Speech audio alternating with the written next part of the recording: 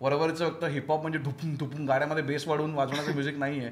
You rap like a winner, I rap like a don't give a damn with the winner. हे कोणी बोलू शकतं, हे बोलण्यात काय नाही, हे करून दाखवण्यात काहीतरी अर्थ आहे. बोलायला काय, कोणी पाठ करून बोलेल. रायटर्सना हा प्रॉब्लेम फील होतो की आमच्याकडे असं काय स्टोरीज आहेत ना की लिहायला बसू कशामुळे, की काय रिझन, काहीतरी पाहिजे ना लिहिण्यासाठी. बरोबर. असं काही नसतं, नुसतं लिहायला बस आणि काही लिहायला लागलात ना की आपोआप ते कुठेतरी जातं. कामात बिमात नाही, काम विसरले म्हटलं आमिर खान कामात अशी बोलतो. आणि या मोमेंटला जिथे मला गरज नाहीये त्या कॉलची. मी ना रायटिंग सुरू केलेली ना तेव्हा माझ्या लॅपटॉपवरती एक फोटो होता अनुराग कश्यपचा. अनुराग कश्यपचा? हा, एकच फोटो. अनुराग कश्यपचा फोटो डेस्कटॉपवर ठेवणार तू एकटी असशील मला वाटतं. जस्ट तेव्हा असं क्लिक केलं की ह्या गेटच्या बाहेर पाय ठेवलं की मी नवीन सृष्टी आहे, आणि मी पाय ठेवलं आणि अचानक तुझ्या लाईफ मध्ये स्क्रीन प्ले अख्खा लिहिलेला आहे ना की तुझं स्क्रीन प्ले की आता ह्याच्या पुढे पाय पडला की वर्ल्ड इज चेंज नाउ. अरे वा. सो हा भाडकाचा एक नवीन तू डाव चालू केलेला आहे. काय आहे ना, आज तुम्ही सगळं सेटअप बघता एकदम आम्ही कूलनेसमध्ये आलेलो आहोत, कारण गोष्ट अशी आहे आज आम्ही एक भाडकाचा नवीन एक चॅप्टर चालू केलं ज्यामध्ये मला असं खूप इच्छा होती की जे आपले मराठी रॅपर्स आहेत, ओके, म्हणजे ते रॅपिंग कुठल्याही लँग्वेजमध्ये करू शकतात पण त्यांचं ओरिजिन मराठी आहे आणि ते रॅपिंग करत आहेत, तर तो जो पूर्ण एक जॉनर आहे हिपहॉपवालं, ते मोस्ट ऑफ द जे आमचं ऑडियन्स आहे मराठी ऑडियन्स किंवा भाडीपाचं ऑडियन्स, त्यातल्या भरपूर लोकांना ते नाही एवढं माहिती आहे की म्हणजे काय काय हिपहॉप, काय रॅपिंग. कारण सगळ्यांचं कसं आतापर्यंत आपल्यासमोर हिपहॉप बॉलिवूडने आणलं आणि ते मोस्ट ऑफ द जे पहिलं होतं ते पंजाबी म्युझिक आलं आणि मग हनी सिंग आला, मग त्या गोष्टी आल्या, मग सगळ्यांना वाटलं की हे दारू आणि बूज आणि गाड्या आणि सोनं आणि ब्लिंग, आणि मग आपण मग 50 सेंट बघितलं आणि त्याची स्टोरी बिरी कोणी बघितलीच नाही की हे काय आहे, ॲकॉन आला, हे कोण आहेत माहिती नाही, फक्त त्याची गाणी हिट झाली आहेत आणि लोक एन्जॉय करतात, बाकी पुढे काय माहिती नाही. त्यामुळे मला असं वाटतं की या पॉडकास्टच्या थ्रू ना माझी इच्छा अशी की या रॅपर्सला आपण नुसतं ॲज अ म्युझिशियन न बघता त्यांची डेप्थ काय आहे, ते रायटर्स काय आहेत, त्यांचे लिरिक्स काय आहेत. म्हणजे जसं मी ना हे लिहिलं इकडे की लोकांना वाटतं की नुसती लफडी करतात पण ती क्रांती आहे. सो ते कुठेतरी मला दाखवायचं की हे जस्ट वरवरचं फक्त हिपहॉप म्हणजे धुपून धुपून गाड्यामध्ये बेस वाढवून वाजवण्याचं म्युझिक नाही आहे, त्याच्या पलीकडची गोष्ट आहे. सो श्री दावड्या, तू कशी आहेस? मस्त एकदम. मला तर खूप इंटरेस्ट आहे बडबड करण्यात, तर मी खूप खुश आहे येऊन. ऑलरेडी खूप खुश आहे मी की आता 1.5 तास बोलायचं आहे. आणि मराठीत बोलायच्याबद्दल काय वाटतं तुला? माझं ना, मी आता एकदम ऑनेस्टली सांगते, माझं कोणत्याच भाषेबद्दल एस्पेशली हे नाही आहे की ही भाषा मला बाकी भाषेंपेक्षा जास्त आवडते वगैरे. ते तर मराठी घरी बोलतो आम्ही, मराठी मदर टंग आहे म्हटल्यावरती ऑब्व्हियसली असं वाटणार की येस ह्या पण भाषेत करा. पण मला सगळ्या भाषा एकसारख्या वाटतात. मला इंटरेस्ट आहे ॲक्च्युली नवीन नवीन भाषा शिकण्यात की सो दॅट म्हणजे ना मी असा एक्सपेरिमेंट करत असते घरी पण. गाणी वगैरे नवीन गाणी बनवायची असतील ना तर काहीतरी भलतीच भाषा उचलून त्या जी भाषा येतच नाही आपल्याला त्याच्यात एक गाणं बनवून टाकायचं. मी आता सांगू, मी ना एक स्पॅनिश गाणं बनवलं. स्पॅनिश गाणं? हां. आणि मला स्पॅनिश येत नाही, तर मी आता काय करते, आता मी स्पॅनिश शिकते. म्हणजे ते गाणं बाहेर येईल जेव्हा आणि कोणी इंटरव्ह्यू मध्ये विचारलं की काय याचा अर्थ बिर्थ काय ते सांग, कसं काय लिहिलंस, तर तेव्हा मला काहीतरी बोलता आलं पाहिजे, म्हणून मी आता शिकते स्पॅनिश.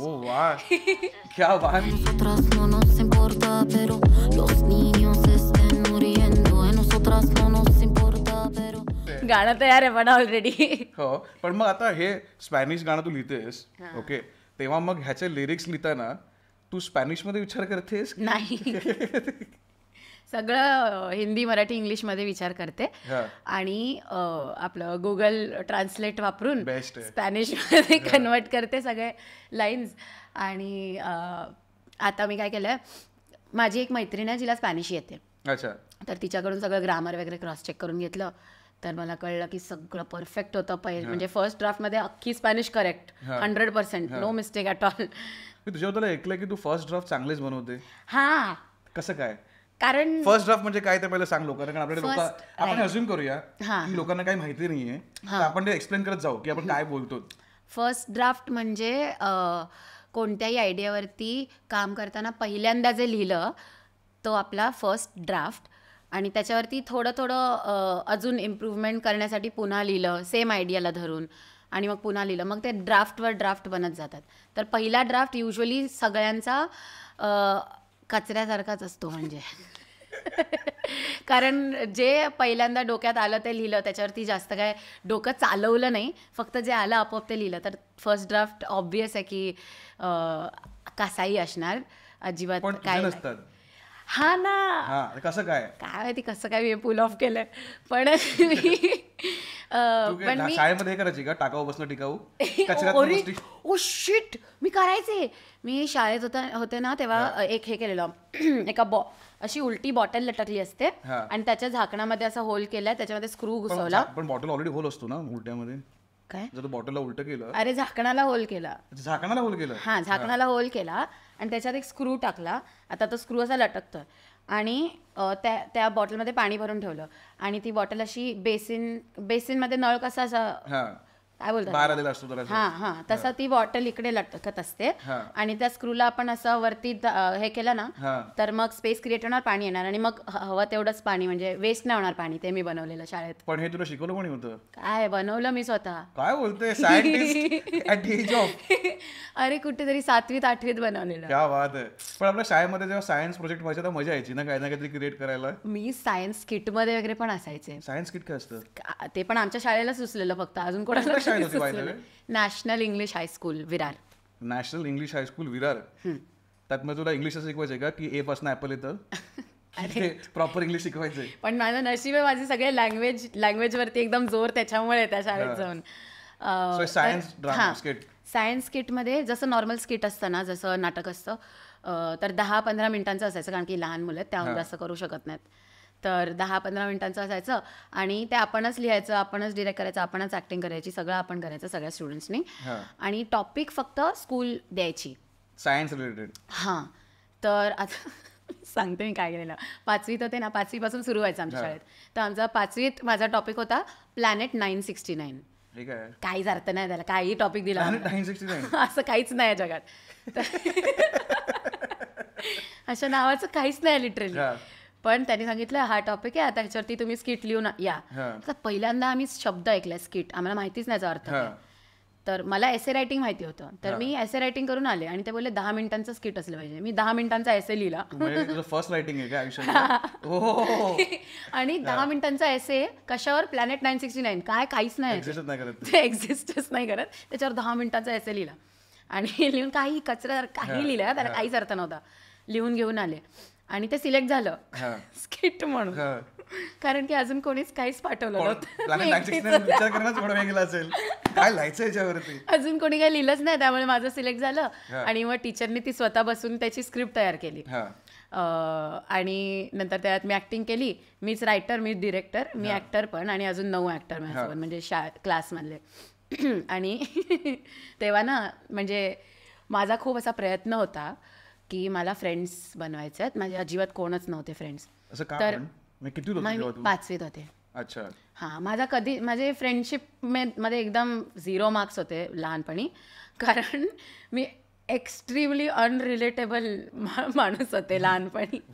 म्हणजे कोणाचेच एक्सपिरियन्स मॅच नाही करत होते माझ्यासोबत. मी काय भलतेच गोष्टी. असं मला वाटतं कधी ना आपले लोक म्हणतात ना की तुम्ही लोक असं विचार करता, असा विचार करा, ते करता येत नाही. कारण वाटतं मला काय विचार कोण करत असेल काय, तर तुझ्यावर झालंय वाटतं. हां, की कधीच कोणालाच समजलं नाही मी काय बोलते. पूर्ण शाळेत 10वी पर्यंत अशी माणसंच मला भेटली नाहीत की ज्यांना कळेल मी काय बोलते. तर माझा खूप प्रयत्न होता 5वीत वगैरे की फ्रेंड्स तर पाहिजेत आणि मग फिट इन व्हायचं त्यांच्या ग्रुपमध्ये, की ते जसे बोलतात तसं बोलायचं, त्यांना जे आवडतं ते करायचं, त्यांना जिथे जायचं तिथेच जायचं, असं सगळं चालायचं तेव्हा. तर ना हे मी लिहिलं प्लॅनेट 969. त्याच्यानंतर अशी एकदम हवा पसरली कि अरे इसको तो प्लैनेट्स के बारे में बहुत पता है. वो भी 969 के बारे में. तर म्हटलं हां मेरे को पता है. म्हटलं मला सगळं माहिती आहे, एक अख्खं युनिवर्स आहे ज्याच्याबद्दल फक्त मला माहिती. आणि 6 जणांना कन्व्हिन्स केलं मी हे 6 महिन्यांसाठी. त्या 6 जणांना वाटत होतं की मला एका युनिवर्सबद्दल सगळं माहिती आहे आणि ते अजून कोणालाच माहिती नाही. आणि मी रोज येऊन काय काय नवीन सांगायचं. तर एक प्लॅनेट आहे, त्याच्यावरती डोरेमॉन, नोबिता हे लोक राहतात. हे पण आलं त्याच्यावरती. नाही, मी त्यांना सांगायचे हे फ्रेंड्स बनवण्यासाठी, की त्यांना आता वाटतंय ना की मला माहिती आहे, मी अजून इन्फॉर्मेशन देते की हां असं पण आहे, मग तसं पण आहे. मग ह्या प्लॅनेटवरती हे होतं, त्या प्लॅनेटवरती होतं, असं 6 महिने चालवलं मी. त्यांची डिक्टेशन टेस्ट घ्यायला लागलेले मी बनावटी प्लॅनेटचे नावं द्यायचे की असा प्लॅनेट आहे, स्पेलिंग लक्षात ठेव, आणि दुसऱ्या दिवशी डिक्टेशन टेस्ट घ्यायचे. चाचणी परीक्षा पोरांची तिकडे घेतलीस तू, तू इन अ वे रॅक करत होतीस त्यांना. अरे आय मीन मी तर मित्रमैत्रिणी बनवायचा प्रयत्न करत, मजा करत होती त्यांच्यावर. पण तुझी ही जी क्वालिटी आहे, म्हणजे कळते मला अतिशय लहानपणापासून क्वालिटी हिच्यामध्ये, की जे लहानपणी कुठल्याही गोष्टीवरती काही लिहू शकते. सो ते तुला कुठे हेल्प करतं रॅपमध्ये? ऑफकोर्स, फक्त रॅपमध्येच नाही, इनफॅक्ट कशातही काही लिहायचं असेल तर मला ही सवय आहे रोजच्या रोज. आता तर माझी रोजचीच सवय झाली आहे की मी रोज पोएम्स लिहिते, किंवा पोएम्स किंवा गझल किंवा शायरी किंवा काहीतरी रोज लिहिते. तर रोज तर असे डेफिनेट टॉपिक्स नसतात. तर मी काय जनरली आता काय करते की लिहायला बसले ना, तर भले डोक्यात काहीच नाही आहे माझ्या, अजिबात एक वाक्य पण नाही आहे, तर दिवसभरात झालेल्या किंवा ह्या आठवड्याभरात झालेली कोणतीही एक गोष्ट जी इम्पॉर्टंट पण नाही, सिग्निफिकंट नाही, की आता समजा मी एक दिवशी एक झाड बघितलं आणि झाडाबद्दल काहीतरी मला असं वाटलं वाव, तर त्याबद्दल मी एक पोएम लिहिली की झाड बघून कसं वाटलं, आणि मग त्याच्यात ना ते लिहिता लिहिता आपोआप सगळं झाडाबद्दल हे ह्या आठवड्याचं आहे, या आठवड्यात केलं. ओके. तर ना लिहिता लिहिता त्याच्यात ट्विस्ट अँड टर्न्स येतात, स्टोरी तयार व्हायला लागते आपोआप, सुरू केलं की आपोआप व्हायला लागतं. तर मोस्टली हा एक प्रॉब्लेम आहे रायटर्सना, हा प्रॉब्लेम फील होतो की आमच्याकडे असं काही स्टोरीज येत नाही की लिहायला बसू कशामुळे, की काय रिझन, काहीतरी पाहिजे ना लिहिण्यासाठी. असं काही नसतं, नुसतं लिहायला बस आणि काही लिहायला लागलात ना की आपोआप ते कुठेतरी जातं. म्हणजे लिटरली काही लिहायला लागा, म्हणजे काही लिहायला लागा म्हणजे ते ऍक्च्युअली आपली रियाज आहे. हां, इनफॅक्ट मला जेव्हा असं फील व्हायचं की रायटर्स ब्लॉक आहे आणि अजिबात काही सुचत नाही, तर मी रायटर ब्लॉक बद्दल लिहायचे. मग आता त्याच्यातून पण कुठे ना कुठे जाणारच ना तो विषय. बरोबर. म्हणजे मला ना हे तुला विचारायचं आहे की बघ, मी तुला ना खूप तुझा फॅन पण आहे आणि तुला फॉलो पण केलंय मी प्रॉपर ॲज अ आर्टिस्ट म्हणून, आणि मला तू ॲज अ आर्टिस्ट ना, तू स्वतःला आर्टिस्ट मानते? हो, आर्टिस्ट मानते, म्हणजे नंबर 1 ॲज इन आर्टिस्ट आधी मानते. हां ऑफकोर्स. सो मला विचारायचं आहे की आर्टिस्ट म्हणजे कोण असतो? कोणी जो क्रिएटर, आय मीन आता तर ते क्रिएटर शब्दाचा अर्थच बदलला, आता इन्फ्लुएन्सर पण झाले ते. तेच ना. पण मग आर्टिस्ट म्हणजे काय?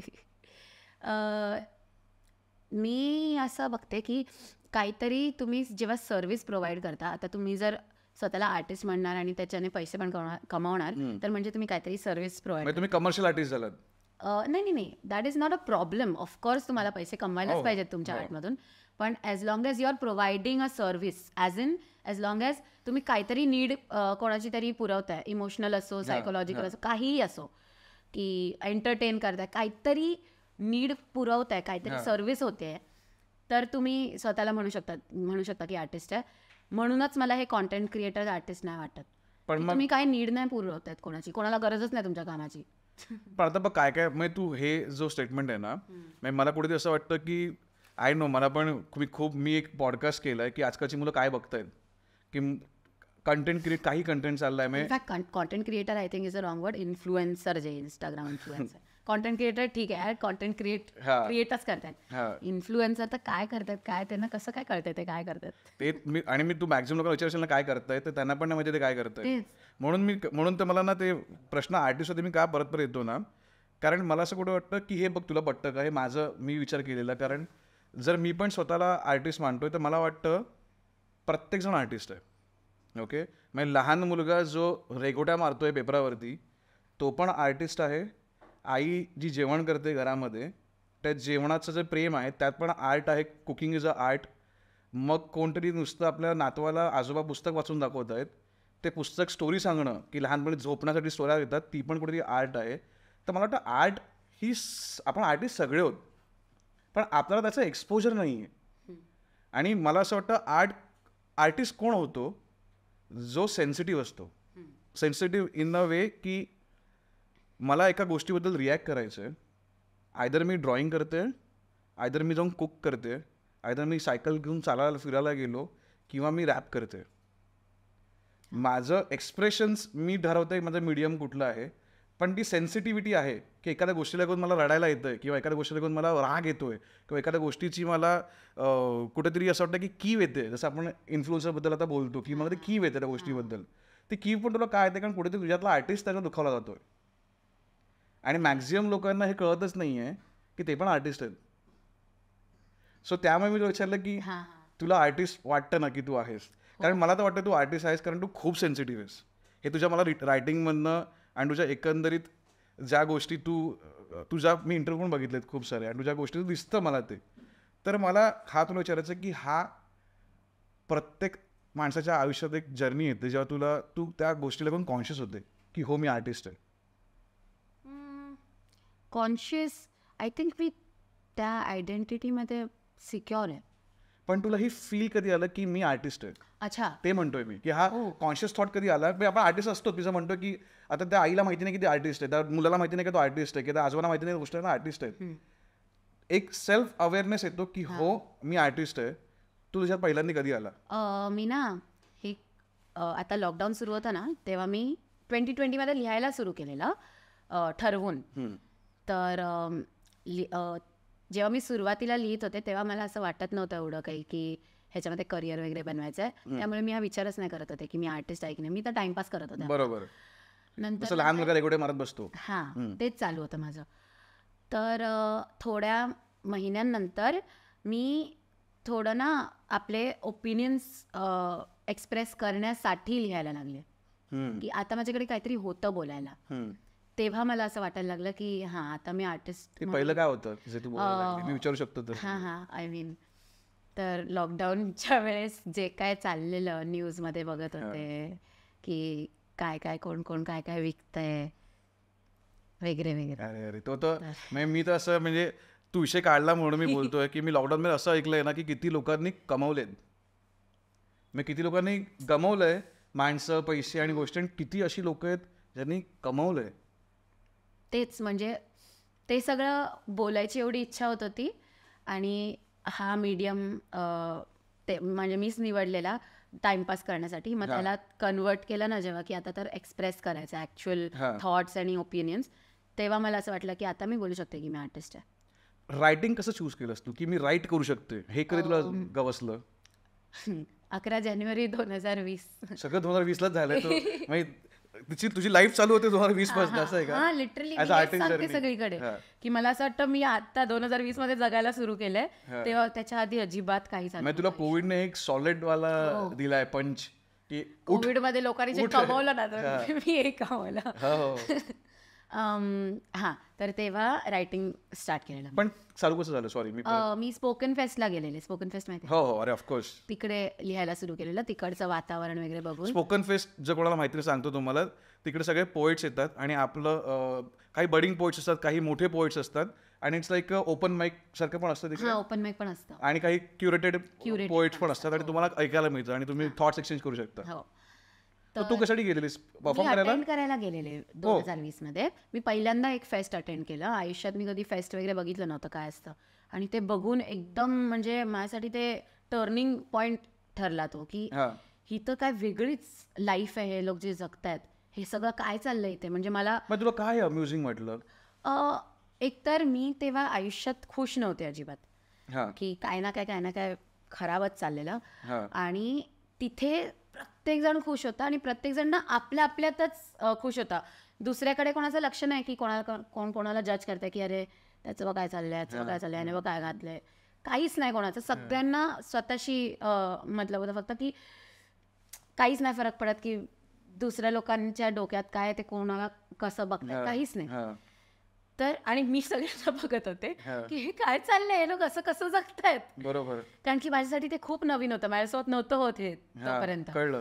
तर मला तेव्हा त्या दिवशी असं तिकडे वाटत होतं उभं राहून की हे लोक जे जगतायत ते मला पण जगायचंय असं. म्हणजे मला हवंय की गाणी तिकडे स्टेजवरती बँड परफॉर्म करतो आणि सगळे ऑडियन्स असं अशी मंत्रमुग्ध झाली.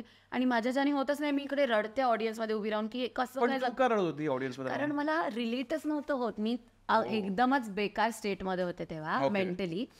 तर मला रिलेटच नव्हतं होत की कसं काय लोक एन्जॉय करतायत, मला पण करायचं, मला जमत का नाही, मी पण इथेच आहे. ओके. तर ते सगळं बघितलं आणि मी म्हटलं हे लोक काय जे काय करतात ना लाईफमध्ये, जे जसं जगतायत तसं मला जगायचं आहे, त्यामुळे मला काहीतरी चेंज करावं लागेल. आणि त्या दिवशी एकतर रायटिंग सुरू केलं, हेच ठरवून की चेंज करायचं म्हणजे हे चेंज करायचं की आजपासून रोज लिहायचं. मजा आली तर आली, नाही मी चान्स घेत होते फक्त. आणि ते स्वस्त पण आहे, म्हणजे फोटोग्राफी करून घेतात, त्याला कॅमेरा घ्यावा लागतो, गोष्टी घ्यावं लागतात, की मला एक पेन घ्यायचं आणि पेपर घ्यायचं आणि अगेन स्टार्ट रायटिंग. येस, तर ते केलं. प्लस तोपर्यंत ना, त्या दिवशीपर्यंत मी ज्या प्रकारची माझी पर्सनॅलिटी होती, जशी मी होते ना व्यक्ती म्हणून, ती आणि त्याच्या पुढच्या दिवशी एकदम ऑपोजिट आहे. कसं काय? कारण मी तिथेच स्पोकन फेस्टमधून बाहेर पडताना, म्हणजे एक्झिटमध्ये आता सगळं अख्खी ऑडियन्स एकत्र चालली, हजारो लोक, तर वेळ लागतं थोडा गेटपर्यंत पोहोचायला, हळूहळू चालत जातं. तिथे जाता जाता मी ठरवत होते डोक्यात की मला ना सगळं बदलायचं आता, इथे जे मी बघितलं मला ते करायचं आहे लाईफमध्ये, हे असं जगायचं आहे, तर मला सगळं बदलायला लागेल. नाही, माझी मैत्रीण होती, पण ती आपली तर म्हटलं मला सगळं चेंज करायचं आहे लाईफमध्ये, जे काय चाललंय आता मी जशी आहे तशीच मला नको आहे, मला सगळं बदलायला लागेल. आणि मग त्या गेटपर्यंत पोहोचेपर्यंत मी ठरवलं की मला कसं व्हायचंय, मला काय करायचं आणि कसं जगायचं, सगळं ठरवलं गेटपर्यंत पोहोचेपर्यंत. तुझं प्लॅनिंग एक स्ट्रॉंग असतं, मी बघितलं. आणि होईल की ना माहिती नाही, पण प्लॅनिंग तर स्ट्रॉंग असतं. तर ठरवलं आणि गेट येत होतं ना, तेव्हा मी जस्ट तेव्हा असं क्लिक केलं की ह्या गेटच्या बाहेर पाय ठेवलं की मी नवीन सृष्टी आहे. आणि मी पाय ठेवलं आणि अचानक तुझ्या लाईफ मध्ये स्क्रीन प्ले अख्खा लिहिलेला आहे ना की तुझं स्क्रीन प्ले, की आता ह्याच्या पुढे पाय पडला की the world is change. Yes. आणि म्हणजे लिटरली खूप एकदम विल पॉवरने खूप डिसाईड केलेलं मी की आता सगळं चेंज होणार आहे, या गेटच्या बाहेर काहीच सेम नाही राहणार. आणि ना जनरली आपण जेव्हा इम्प्रूव्ह करण्याचा प्रयत्न करतो किंवा काही आपल्या स्वतःबद्दल चेंज करण्याचा प्रयत्न करतो, की आपल्याला आपलीच एखादी गोष्ट नाही आवडली, की आपण आयुष्यभर एक गोष्ट करत आलो, आता वाटतं नाही खराब होतं, पण आता ते कॅरेक्टर बिल्ड झाले की कोणी अमयाला ओळखतं तर अमया असं असं करतो, अमयाची ही सवयच आहे, किंवा अमय असाच माणूस. तुला माझा इंस्टाग्राम आयडी काय आहे, अमय कुठे काय करतो. सॉरी, बोल. म्हणजे असं लोकांचं परसेप्शन असतं ना आपल्याबद्दल, आणि कधी ते कॅरेक्टर ब्रेक करायला, ते परसेप्शनच्या अगेन्स्ट जायला माणूस घाबरतो. सगळ्यांना तर असं वाटतं की मी अशी बोलते, मी तशी बोलते. एक पर्सनॅलिटी असते, एक पर्सोना असतो. पर्सनॅलिटी तू बनवते आणि पर्सोना लोक रिसीव्ह करतात आणि पर्सोनाच्या मागे खूप धावतो. तर त्या पर्सोनाच्या अगेन्स्ट जायला आपण थोडे हे घाबरतो. तर ना मी तेव्हा ठरवलेलं, तेव्हा माझ्या एकतर फ्रेंड्स काही संबंधच नाही, फ्रेंड्सच नव्हते. आणि पण हे कॉलेजमध्ये पण फ्रेंड्स नव्हते, माझे फ्रेंड्सच नव्हते. 2020 पर्यंत मी सांगते ना, सगळं 2020 नंतर सुरू झालं. तर जे लोक होते ना ज्यांना मी फ्रेंड्स म्हणायचे, पण असे फ्रेंड्स नव्हते, ते नावाला होते अगदी. आता ते नाही आहेत अजिबात आयुष्यात कोणच. तर पण तुझं असं नाही ना की तू लोकेशन चेंज केलंस म्हणून फ्रेंड्स नाही झाले, तू विरारलाच होती. ओके. तर ना माझ्या डोक्यात असं आलं की आता मला सगळं चेंज तर करायचं आहे, मी अशी वागणार आतापासून, तशी वागणार, जे काय की मी प्रत्येक गोष्टीला घाबरायचे तेव्हापर्यंत, आता मी कोणत्याच गोष्टीला घाबरणार नाही, आता मला हवं ते मी करणार, असं तसं सगळं काय ठरवलं. आणि मग तो एक थॉट आला की पण लोकांना कसं एक्सप्लेन करणार मी माझ्या आजूबाजूच्यांना की हे असं कसं अचानक का अशी वागायला लागली. तर मग मी विचार केला, ऑलरेडी माझ्या आसपासचे जे लोक आहेत ते, त्यांना मी आवडत नाही आणि मला पण ते काय खास आवडत नाही, मी खुशच नाहीये त्यांच्यासोबत. बरोबर. तर त्यांना काय वाटणार माझ्याबद्दल. बरोबर. त्याच्यामुळे मी नाही थांबणार आहे आता. झालंय माझं डिसाईड, त्यांना काय पण वाटू दे. तसं पण जर मला न्यू लाईफ क्रिएट करायची तर ही पास्ट लाईफ तर बाजूलाच काढावी. बरोबर. तर त्यांचं ओपिनियन खड्ड्यात गेलं, त्यांचं ओपिनियन. मी अख्खी चेंज होणार, अचानक त्यांना शॉक बसतो तर बसू दे. तर ते शॉक लागलेला सगळ्यांना माझ्या आसपासच्या. पण काय चेंज केलेलं स्वतःमध्ये? सगळं, माझी अख्खी पर्सनॅलिटी मी आज जशी आहे ना, ही मी 2020च्या आधी 1% सुद्धा अशी नव्हते. 1% पण सिमिलॅरिटी नाही. स्टायलिंग बिलिंग सगळं चेंज केलंस, व्हिज्युअली पण चेंज झालीस? व्हिज्युअली नाही एवढं चेंज केलं, व्हिज्युअली विचार नाही केला, सगळं मेंटली विचार केला. व्हिज्युअली तर आपलं स्टायलिंग बरोबर. हा, ते तर बाहेरच्या गोष्टी आहेत, पण आतून काय तुला प्रत्येक गोष्ट, जसं की एकदा मी सांगितलं ना की मी प्रत्येक गोष्टीला घाबरायचे. काही करण्याआधी कोणाची ना कोणाची परमिशन लागायची मला, की मला मोनो ऍक्टिंग मध्ये पार्ट घ्यायचंय, तर मी 4 लोकांना व्हॅलिडेशन पाहिजे तुला. व्हॅलिडेशन, किंवा म्हणजे त्यांनी जर म्हटलं ना तरच मी करणार, नाही तर मी नाही करणार. पण हे जे म्हणणारे लोक आहेत ती पर्टिक्युलर काही लोक आहेत की रॅन्डम कोणी लोक? एक फेज ऑफ लाईफमध्ये काही लोक होती की ह्या आता लहानपणी ह्या लोकांचं परमिशन पाहिजे होती, नंतर टीनेजमध्ये ह्या लोकांची परमिशन पाहिजे होती, असे फेजेस होते. ओके. पण कोणाची ना कोणाची परमिशनच मागत असायचे आणि इतक्यांदा ती नाही मिळाली की मी भरपूर ऑपॉर्च्युनिटीज मिस वेस्ट केल्या. हा. की जे मी करू शकले असते ते मी केलंच नाही. आणि ते चेंज केलं की आता परमिशन काय नाही, आता सगळं सांगायचं की मी करते हा. आणि बघायला यायचं तर येऊन बघा, हा. बस. ते एक चेंज केलं. नंतर मी लिटरली मी जशी चालायचे ना ते पण मी चेंज केलं. ओ. की आधी मी माझ्या वॉकमध्ये ते दिसायचं की मी अंडर कॉन्फिडेंट, की मी वाट बघते की कोणतरी सहारा बनेल, म्हणजे असं कोणाचा तरी सपोर्ट मिळेल मला, अशी चालायची मी आधी. ते पण चेंज केलं की आता एकदम असं no one is watching me. हा ताट मारायला जायचंय. नंतर मी काय करायला लागले, विरारला राहायचे ना, तर आमच्या घरापासून ना स्कूटीने 15 मिनिटांवर बीच होता.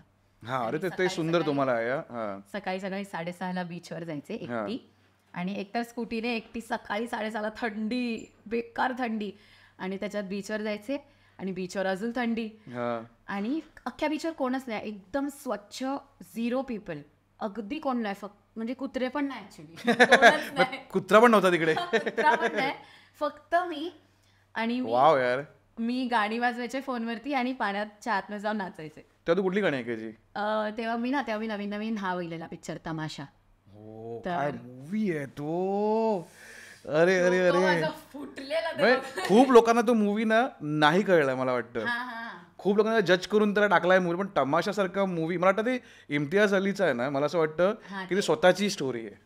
आणि इम्तियाज अलीचे कोणताही पिक्चर बघितला तर ते आयडियल लाईफ टाईप, जब वी मेट मध्ये असं वाटतं ना की अरे माणसाने असं असावं. प्रत्येक त्याच्या पिक्चरमध्ये ते असतंच. आयडियल असं असावं की असा विचार करायला पाहिजे, असे डिसिजन घ्यायला पाहिजे. सो ते कुठलं गाणं ऐकायची तू तेव्हा? मी ऐकायचे तू कोई और है, कारण मी कोई और बनत होते ना. नाईस यार. तर मी ते ऐकायचे. तसं तर अख्खा तो तमाशाचा अल्बम अख्खा तेव्हा चालू होता, रॉकस्टार पण चालू होता, पण ते तू कोई और है माझं फेवरेट झालेलं, कारण एकदम अगदीच रिलेट होतं. आणि हे सगळं करायला लागलेले सकाळी सकाळी जाऊन पाण्यात. आणि मी कुठेच एकटी गेले नव्हते कधीच लाईफमध्ये, तर तेव्हापासून तो एक चेंज केलास की मी एकटी फिरणार. जास्त दूर नाही गेले, पण मी फिरायला. पण ते थोडं पण गरजेचं असतं की एकटं राहणं थोडंसं, म्हणजे टू स्टार्ट विथ, की एकटी फिरायला लागले.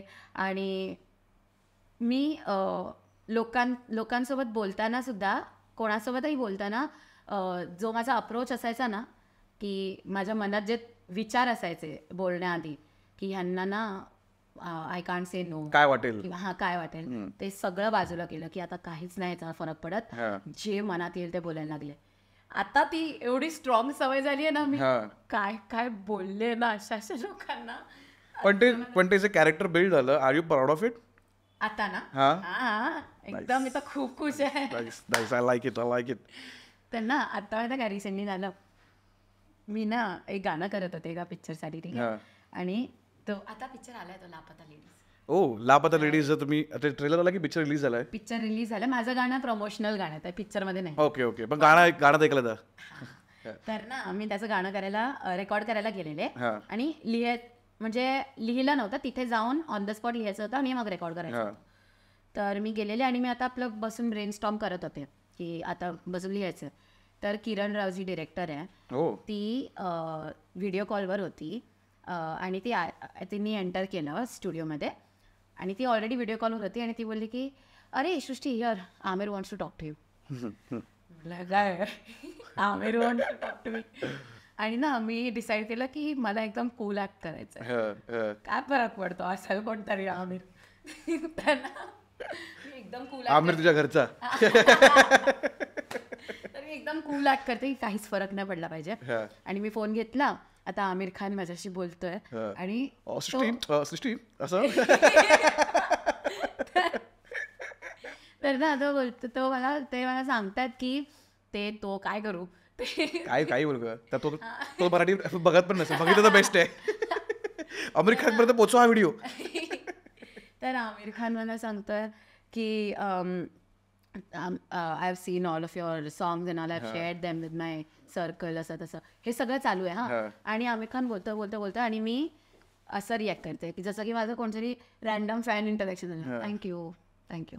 एवढं कूल. हा फुल कूल. थँक्यू आणि थँक्यू केलं. आणि नंतर त्याचं बोलून झालं. आता त्यात तो वाट बघतोय की मी बोलेन की युअर फॅन वगैरे. काय नाही, फक्त थँक्यू बोलले मी एवढं वेळ.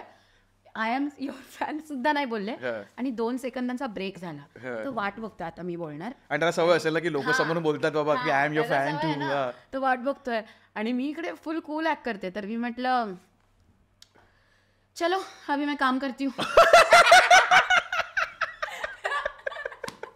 आणि म्हटलं बाय. आणि मी फोन दिला आणि फोन इथून जातोय किरणरावकडे. तर जाताना मला ऐकवलंय बाय सृष्टी. तुझा बाय पण नाही बोलू दिलं. एवढं सॅवेज.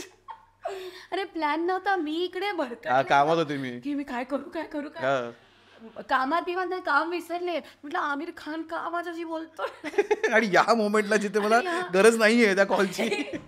मला मी काय प्रिपेअर करून नाही आले याच्यासाठी. मला नव्हतं माहिती आज आमिर खान बोलणार आहे माझ्याशी. तर मला सुचलंच नाही काय. मग मी बोलले ठीक आहे मी काम करते आता तू जा. सृष्टीला सुचलं ना काय बोलायचं. जिला बोलायलाच आवडतं असं. तर असं किती वेळा झालं आता माझ्यासोबत. अजून अरे मला कालच आठवलेलं कोणासोबत झालेलं. अशीच कुठतरी मोठी व्यक्ती होती. काहीतरी बोललेलं त्यांना ओरडून. तुझा मी हा किस्सा ऐकलेला अनुराग कश्यपचा. त्याला पण बोललीच ना रडायला लागली तू समोर जाऊन त्याच्या. रडायला लागल्यानंतर ओरडले अंगावरती. म्हणजे मी रडले आणि मग ते कंटाळले अनुराग कश्यप मला बघून रडताना. बोलते क्या यार क्यों रो रही है. आणि मी अंगावर एकदम ओरडले आपको क्या मालूम ड्रीम है मेरा. मला प्रॉपरली आठवतं ना. एक्झॅक्ट वर्ड टू वर्ड आठवतं मला. नाईस यार. नाईस. आता मला असं आवडतं अशा गोष्टी. अशा खूप झाल्या तशा. सो हा अनुराग कश्यपचा किस्सा लोकांना माहिती नसेल जो आपण बोलतोय तो काय किस्सा होता अनुराग कश्यपचा तो प्लीज सांगशील का आमच्या ऑडियन्सना. तर माझा one of my most favourite किस्साज ऑफ लाईफ. ठीक आहे. मी एका अल्बम लॉन्चला गेलेले आणि तिकडे अनुराग कश्यप पण होते पण मला माहिती नव्हतं. पण तुला अनुराग कश्यप बद्दल क्रेज होती ना. मी अजून सुद्धा खूपच मोठी फॅन आहे अनुराग कश्यपची. तर मी ना रायटिंग सुरू केलेली ना तेव्हा माझ्या लॅपटॉपवरती एक फोटो होता अनुराग कश्यपचा. अनुराग कश्यपचा. हा एकच फोटो. अनुराग कश्यपचा फोटो डेस्कटॉपवर ठेवणार तू एकटी असशील मला वाटतं. म्हणजे आणि अख्ख्या माझ्या लॅपटॉपमध्ये एकही दुसरा फोटो नाही. ठीक आहे. स्वतःचा पण नाही. फक्त एक फोटो अनुराग कश्यपचा. आणि ते ह्यासाठी होतं की रोज लिहिताना मला स्वतःला आठवण करून द्यायची आहे की एक दिवशी ह्या माणसापर्यंत पोहोचायचंय असं. तर आता हा अल्बम लॉन्च होता आणि मला नव्हतं माहिती भेटणार आहे म्हणून. मला माहितीच नव्हतं की इकडे कोण कोण आले. तर अचानक अनुराग कश्यप जेव्हा समोर आले ना तर माझं एकदम असं ततपप झालेलं की मी आता काय करणार. मी असे डोळे फाडून बघतच राहिले आणि म्हटलं मला भेटायचंच नाही यांना जाऊ दे माझ्याच्याने नाही होणार आहे. तर मी लेटर पण लिहिलेलं असं त्यांच्यासाठी. तर ना माझा मॅनेजर होता माझ्यासोबत. त्यांनी तो धक्का द्यायला लागला की अरे जा बात कर. मी बोलते नाही मी कुछ भी कर लो मैं नहीं करूँगी ये सब. तर तरी पण जबरदस्ती धक्का मारून ना आता अनुराग कश्यप जिथे उभे होते ना त्यांच्या मागे मला नेऊन उभं केलं आणि ते जसेच पलटले तर मग मला बोलावंच लागलं आता समोरासमोर आल्यावरती. तर मला काय माहिती आता ते मला ऑलरेडी ओळखतात की नाही काहीच नाही माहिती मला. तर मी इंट्रोड्यूस करायला गेले की हाय आय एम सृष्टी. आणि ते बोलले तावडे आय नो. आणि सरनेम सांगितलं. हा आणि ना बोलायला लागले ते पण. आणि तेच आता बोलत होते. मी तर ते तावडे ऐकून रडायला लागले डायरेक्ट. आणि की काय चाललंय माझ्यासोबत. पण कसं वाटलं जेव्हा एवढा मोठा माणूस तुला ओळखतो नावाने. तेच तर न. आणि तो पण तो माणूस जो माझ्या लॅपटॉपवरती एकाचा फोटो आहे. तर मी एकदम म्हणजे भान हरपलेलं. ठीक आहे. आणि मी रडायला सुरुवात केली आणि ते बोलत गेले आणि काय ना काय ते आपलं सांगतायत आणि मी हो आणि आतमध्ये अशी रडते. त्यांनी मला सह केलं की हा ठीक आहे चुप राहा. आणि मी रडतेच आहे. मी दुसरं काहीच नाही केलं. रडतेच आहे बराच वेळ. तर शेवटी ते कंटाळले. एवढा वेळ त्यांनी मला गप्प केलं ना. ते कंटाळले की कायच यार तुला काय यार क्यू रो रही येता. तेव्हा मी ओरडले त्यांच्यावर. तू क्यू अंगावरच ओरडले एकदम. को क्या मालूम. एकदम फुल रागात एकदम ओरडले की काय गप काय गावात तुला कळतंय का माझं काय होतंय ते. त्यांची रिएक्शन काय होती. ते तरी पण बोलले सॉरी. त्यांनी सॉरी सांगितलं. खतरनाक. अरे हा आता मला सॉरीवरून आठवलं. मी ना वीरदास माहिती आहे ना. तर वीरदासला ना स्पोकन फेस्ट मध्ये तू वीरदास बरोबर मूवी पण करते कुठली तरी मी ऐकलंय. अरे वा. हा. तर ना अजून कोणालाच माहिती नाही हो मग सांगा कट करायची गोष्ट. माहिती पडवते सगळ्यांना. हा. तर मी स्पोकन फेस्टमध्ये ना लास्ट इयर परफॉर्म करत होते. तर माझ्या अच्छा तू स्पोकन फेस्टला नंतर परफॉर्मन्स गेलं. हां फुल सर्कल. ओ तिकडनं चालू झाली जर्नी. 20 कुठला दिवस होता तुझा तो? 2020 2020 ला. आणि मग हे कधी परफॉर्म केलं तू? किती वर्षात परफॉर्म केलं? 2022. लगेच 2 वर्षात. खतरनाक. तर ना माझ्या परफॉर्मन्स नंतर वीरदासचं हे होतं स्टेज. हा. तर वीरदासला खाली माईक वगैरे लावत होते आणि माझा परफॉर्मन्स झाला. मी खालती उतरत होते तेव्हा मला दिसला वीरदास हा. आणि मी पहिल्यांदाच भेटत होते आणि मी फॅन आहे वीरदासची. हा. तर मी जाऊन इंट्रोड्यूस केलं स्वतःला की हाय सृष्टी. तर तो बोलला हाय आय एम वीर. हा. तर ना मी म्हटलं की हा माणूस इंट्रोड्यूस का करतोय, याला तर माहिती पाहिजे की सगळ्यांना याचं नाव माहिती आहे. हा. हा. तर ते माझं सांगण्याची फक्त पद्धत वेगळी होती. काय बोलली तू? त्यांनी म्हटलं की हाय आय एम वीर. म्हटलं I know obviously your Veer. Obviously त्याचं काय वाटतं म्हटलं होतं? काय सांगायची गोष्ट आहे हा. का, सॉरी. तो पण सॉरी बोलला. अरे तुला सेलिब्रिटी हिला सॉरी बोलतायत रे, म्हणजे काय. नंतर हो मी एवढा वेळ जे आठवत होते ना हा. हा. त्या व्यक्तीचं सांगते आता. तर मी हसलमध्ये होते ना जेव्हा, हा. तेव्हाच्या त्या फेजची त्या दरम्यानची गोष्ट आहे की माझा हा पहिला बॉलिवूड प्रोजेक्ट होता. म्हणजे प्रोजेक्ट नाही बोलू शकत, मला पहिलाच कॉल आलेला. माझा पहिलाच प्रोजेक्ट होता लाईफचा, बॉलिवूड नाही लाईफचा पहिला प्रोजेक्ट. ओके. की कोणीतरी मला समोरून बोलवलंय गाणं बिणं करण्यासाठी. आम्हाला पहिला कॉल आहे. अच्छा मग प्रोड्युसरने फोन केला तुला? त्यांच्या टीम मधून कोणीतरी. Okay, मला पहिल्यांदा लाईफ मध्ये कॉल आलाय कामासाठी. या आधी मी कधी काम नव्हतं केलं. हा. तर तो पहिला कॉल आला आणि त्यांनी म्हटलं की hi I am speaking from AR Rahman's office. तू यार रेहमानला सॅवेज दिलंय तू, हे मला ऐकायचा किस्सा. तर ना मला आधी वाटलं प्रँक कॉल आहे, असं कसं होऊ शकतं. ज्यांनी आयुष्यात काहीच नाही केलं त्यांना AR रहमानचा कॉल येणार. तर मी इग्नोर केलं की काय कोण पण उगाच खेचतात. तर नंतर ना परत कॉल आला. तर मला असं वाटलं की आता सिरियस आहे आणि मला कोणीतरी सांगितलं येऊन त्या टीममधून, MTVच्या किंवा कोणाच्या तरी टीममधून. म्हणजे मला कळलंच नाही ते कोण होते. ते कोणाच्या तरी टीममध्ये होते. त्यांनी येऊन सांगितलं की आपके लिए कॉल आ रहा है और आप उठा ही नहीं रहे हो. तो उठा, वो इम्पॉर्टंट कॉल आहे. उचलला तू कॉल? तू बोली रेहमानची? आधी नाही, रेहमान थोडी ना कॉल करणार आहे मला, पण टीममधून कॉल आलेला त्याच्या. ठीक आहे. तर त्यांचा कॉल आला आणि त्यांनी म्हटलं की आपके साथ बात करनी है, आपका एक वॉइस टेस्ट लेना है, आप आ जाओ स्टुडिओ. तर म्हटलं ठीक आहे. वॉइस टेस्ट म्हणजे काय कोणाला भेटायचं नाही, फक्त जाऊन माईकवर काय बोलायचं. हां यायचं. तर तेव्हा माझ्याकडे जे लिमिटेड कपडे होते की रोज अदलाबदली तेच घालायचे. हां. तर तेच घालून मी गेले, कारण दुसरं काही नव्हतंच माझ्याकडे. तेच घालून आणि माझी एकच सँडल होती.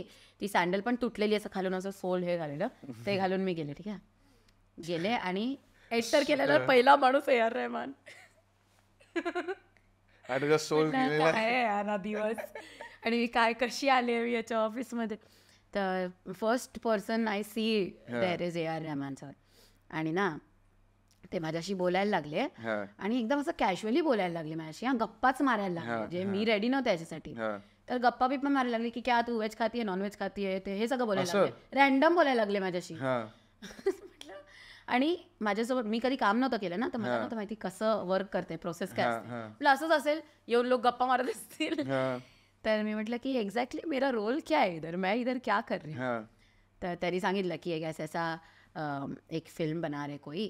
आता बाय द वे तो पण पिक्चर येणार आहे आता लवकरच, पण त्यात ते माझं गाणं आहे की नाही ते नाही मला, मी जे करून आले ते आहे की नाही मला परत विचारायची हिम्मत नाही झाली की आपने सिलेक्ट किया गया. रहमान भाई मैं क्या बोल रहा है, मेरा वो गाना ही था, वो कब आने वाला है. तर मी आजपर्यंत विचारलं नाही. आलं तर आलं, ते गाणं सिलेक्ट झालं तर झालं, त्याचं मला काहीच नको आहे. मला फक्त बघायचंय की झालं की नाही. म्हणजे ते पण नाही बघायचं ऍक्च्युली. मी तर खुश आहे की जर्नी इम्पॉर्टंट. हां मला बोलवलं गेलं त्यातच मी खुश. तर ना त्यांनी सांगितलं की अब एक पिक्चर बन रही है आणि थोडंसं असं ब्रीफ दिला मला की ऐसा ऐसा है, उसमें ऐसा ऐसा पार्ट है, उसमें आपका गाना चाहिए, आपका एक वर्स चाहिए और मैं ज़्यादा नहीं बता पाऊंगा. इम्तियाज बताएगा, इम्तियाज आ रहा है अभी. तुझ्या आयुष्यात काय काय चाललंय ग. तर ना त्यांनी म्हटलं अभी 10 मिनट में इम्तियाज आ रहा है, तो इम्तियाज बता देगा. आणि ही क्लिप बाय द वेची फेवरेट क्लिप आहे. तर मला परत शॉक बसला की मी आता हे कसं हँडल करू, काही लिटरली काहीच इम्तियाज अली. तर ना मी म्हटलं ठीक आहे आते आने तो फिर मतलब काय माहिती आता काय बोलू. नंतर इम्तियाज सर आले आणि त्यांनी आपलं ब्रीफ वगैरे दिलं मला आणि म्हटलं की देखो पंजाबी आती है. पंजाबी नहीं आती. बोलते वेरी गुड, पंजाबी में लिखना है. ठीक है, लिखना भी पंजाबी में फुल. हाँ लिखना और गाना मतलब पंजाबी. रॅप होतं की काय गाणं? रॅप होतं, पंजाबीत करायचंय. पण तुम्ही पंजाबी रॅपरला बोलवलं ना, तुला बोलवलं काय? लोक असतात नाही पण म्हणजे कशी हेरतात ना लोक. आणि मला पंजाबी येत नाही काय नाही. मी म्हटलं नाही आता. तर बोले वेरी गुड, आपको पंजाबी में करना पडेगा अभी. ठीक आहे करती हूँ कैसे करके. तर ना ते सगळं ब्रीफ वगैरे दिलं. मी म्हटलं की कभी देना पडेगा गाना. तर बोलते अभी इधर गार्डन है, 1 घंटे बाद बताओ. म्हटलं 1 घंटे में कैसे सीखू पंजाबी भाई. म्हटलं ठीक आहे मैं करूंगी. म्हणजे मी ना प्रत्येक गोष्टीला हो हो बोलत होते की ऑपॉर्च्युनिटी नाही, समोर कोण उभे आहेत काय नाही बोलणार असं येते. तर म्हटलं हा मैं करती हूँ 1 घंटे में. आणि मी जाऊन बसले त्या गार्डनमध्ये आणि माझे मित्र आहेत जे हरियाणाचे वगैरे पॅराडॉक्स आहेत, ते पॅराडॉक्सला वगैरे कॉल केला. म्हटलं मैं तेरे को हिंदी में भेज रही हूँ, सब कुछ पंजाबी में ट्रान्सलेट करके दे. मित्र उपयोगी पडले इथे. तर अख्खं हिंदीमध्ये मी एक वर्स लिहिला, त्याला पाठवला एक आणि मी असं विचार करून लिहिला की पंजाबीचं जेवढं आपल्याला थोडं थोडं अंडरस्टँडिंग आहे ना, की कोणते शब्द जे माहिती आहेत ते रायमिंग मध्ये सेंटेन्सच्या लास्टला ते शब्द येतात. अच्छा, तसं करून लिहिला एक अख्खा वर्स आणि त्याने तो ट्रान्सलेट करून दिला. मी जाऊन रेकॉर्ड केला आणि मी ती जी साउंड इंजिनियर होती तिला म्हटलं की मेरे को सुनाने का है सर को जो अभी रेकॉर्ड किया है. तर ती बोली ठीक है वो उधर वो रूम में है जाके सुना दो. तर मी आपलं रेकॉर्डिंग घेऊन एकदम एक्साइटमेंटमध्ये गेले आणि दरवाजा उघडला. आता हे इमॅजिन कर अवया, दरवाजा उघडला, तिकडे ना A.R. रहमान पियानोवर बसलेत. ठीक आहे, पियानो वाजवतात आणि इकडे इम्तियाज अली इज लिस्निंग आणि इथे इर्शाद कामिल बसलेत लिरिक्स वाचतात, गाणं बनतं. स्वतः चिमटेमटा काढलंच की नाही की हे उठवा मला. आणि मी लेजिट त्या दरवाजामध्ये ना अशी उभी आहे आणि मी बघते काय दिसतंय मला. पण तू म्हणजे विचार कर की आता तू मगाशी बोलत होतीस की तू जेव्हा त्या फेजमध्ये लाईफच्या होती, जेव्हा तू विरारला समुद्रात जायची आणि इम्तियाज अलीची गाणी ऐकायची आणि तिकडनं तुझी जर्नी चालू झाली आणि तिकडे तू आज 2 वर्ष, किती वर्षामध्ये गोष्ट झाली आहे, 2 वर्षामध्ये तू ड्रीम टीमच्या समोर आली आहेस. सो हे मला विचारतं की ही जी रायटिंगची ताकद आहे, तुला वाटलेलं जेव्हा तू चालू केलेलंस लिहायला त्यावेळी, म्हणजे मी कुठलं म्हणतो की जेव्हा तू विरारला समुद्रामध्ये गेलीस पाण्यामध्ये आणि करतेस आणि रायटिंग मी तेव्हा चालू झालेलं तुझं, तेव्हा तर माझा प्लॅन काय होता आयुष्यात की मला एकतर म्हणजे रायटरच बनायचं होतं, बाकी दुसरं काहीच नव्हतं बनायचं तेव्हा. कारण की मला असं वाटलं मला दुसरं काही येतच नाही आणि ह्याच्यातच मी थोडं स्किल डेव्हलप करीन आणि शिकेन रायटर. पैसे पडतात तुझे? अति पैसे झाले ते दे. तर ना हा माझा प्लॅन होता. ठीक आहे, फक्त रायटिंग करायचा प्लॅन होता आणि मला वाटलं मी स्क्रीन रायटर बनीन लाईफमध्ये. Screen writer? हा, असं वाटलेलं मला तेव्हा. पण तुझा काय अभ्यास होता स्क्रीन रायटिंग मध्ये? गोष्टींमध्ये स्क्रीन प्ले लिहिलेला तेव्हा. तू रायटिंगचा काय अभ्यास घेतलाय म्हणजे कुठला? तेव्हा नाही लिहिलेला, सॉरी. मी 2021 किंवा 22 मध्ये तो जॉब होता माझा. आय मीन मी काम करत होते. नाही, पण माझं ते जॉबचं म्हणत नाही मी. माझं म्हणणं की हे रायटिंग जे स्किल्स आहेत काही, रायटिंग इज नॉट की मी उद्या मी उठलो आणि मी बोललो की मला लिहायचंय. तुला काहीतरी त्याच्या पण टेक्निकॅलिटी असते रायटिंगची. ते मी नाही शिकले. तू शिकलीच नाही त्या गोष्टी? ते मी नाही शिकले, पण मी रोज लिहायचे ना आणि माझ्याकडे अजिबातच काय कामधंदा नव्हता तेव्हा. पण तू काय लिहायचीस म्हणजे डायरी लिहायचीस? नाही, मग वाटेल ते पोएम म्हणा किंवा काही म्हणा, कशाही टॉपिक वरती. आता या पोएम वरती मला विचारायचं आहे, तू कविता करायला घेतलं, हे कविता सुचतात कशा? म्हणजे मी खूप प्रयत्न करतो की कविता कशा येतात. मी ते सांगितलं ना, पहिल्यापासून विचार करून नाही की या टॉपिकवर मला आज कविता लिहायची असं कधीच नाही होत असं. पण नॉर्मल रायटिंग आणि कवितामध्ये फरक काय?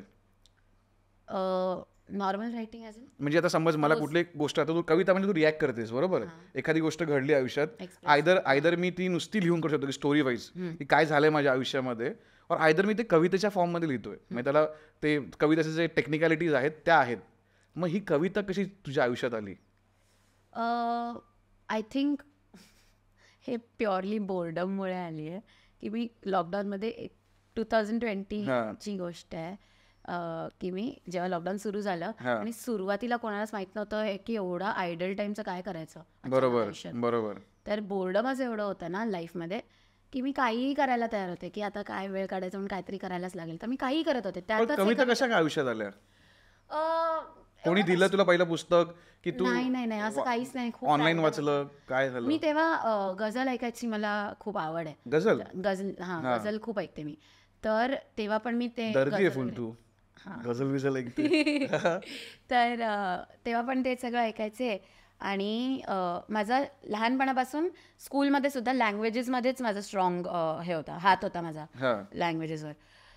तर म्हणजे कोणतीही लँग्वेज, आता इंग्लिश म्हणा, मराठी म्हणा, हिंदी म्हणा, संस्कृत होती तेव्हा संस्कृत पण, जी लँग्वेज असायची देवम देव देवा हा प्रथमा, तेवढंच येतं मला.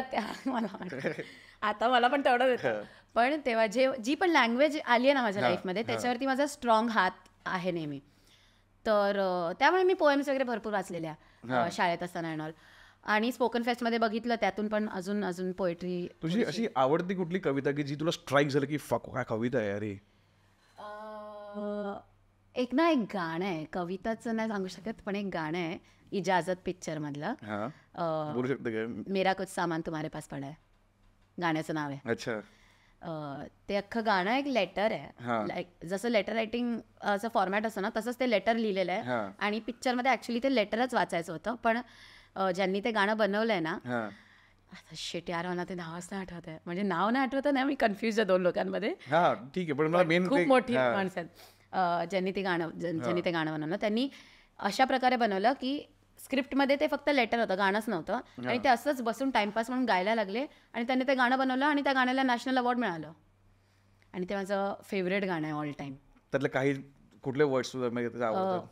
अख्खं गाणं आहे, अर्ध्या गाण्यामधून मी वर्ड्स हेच नाही करू शकत. गाऊ शकशील का तर शकते, पण एकदम बेकार आवाज.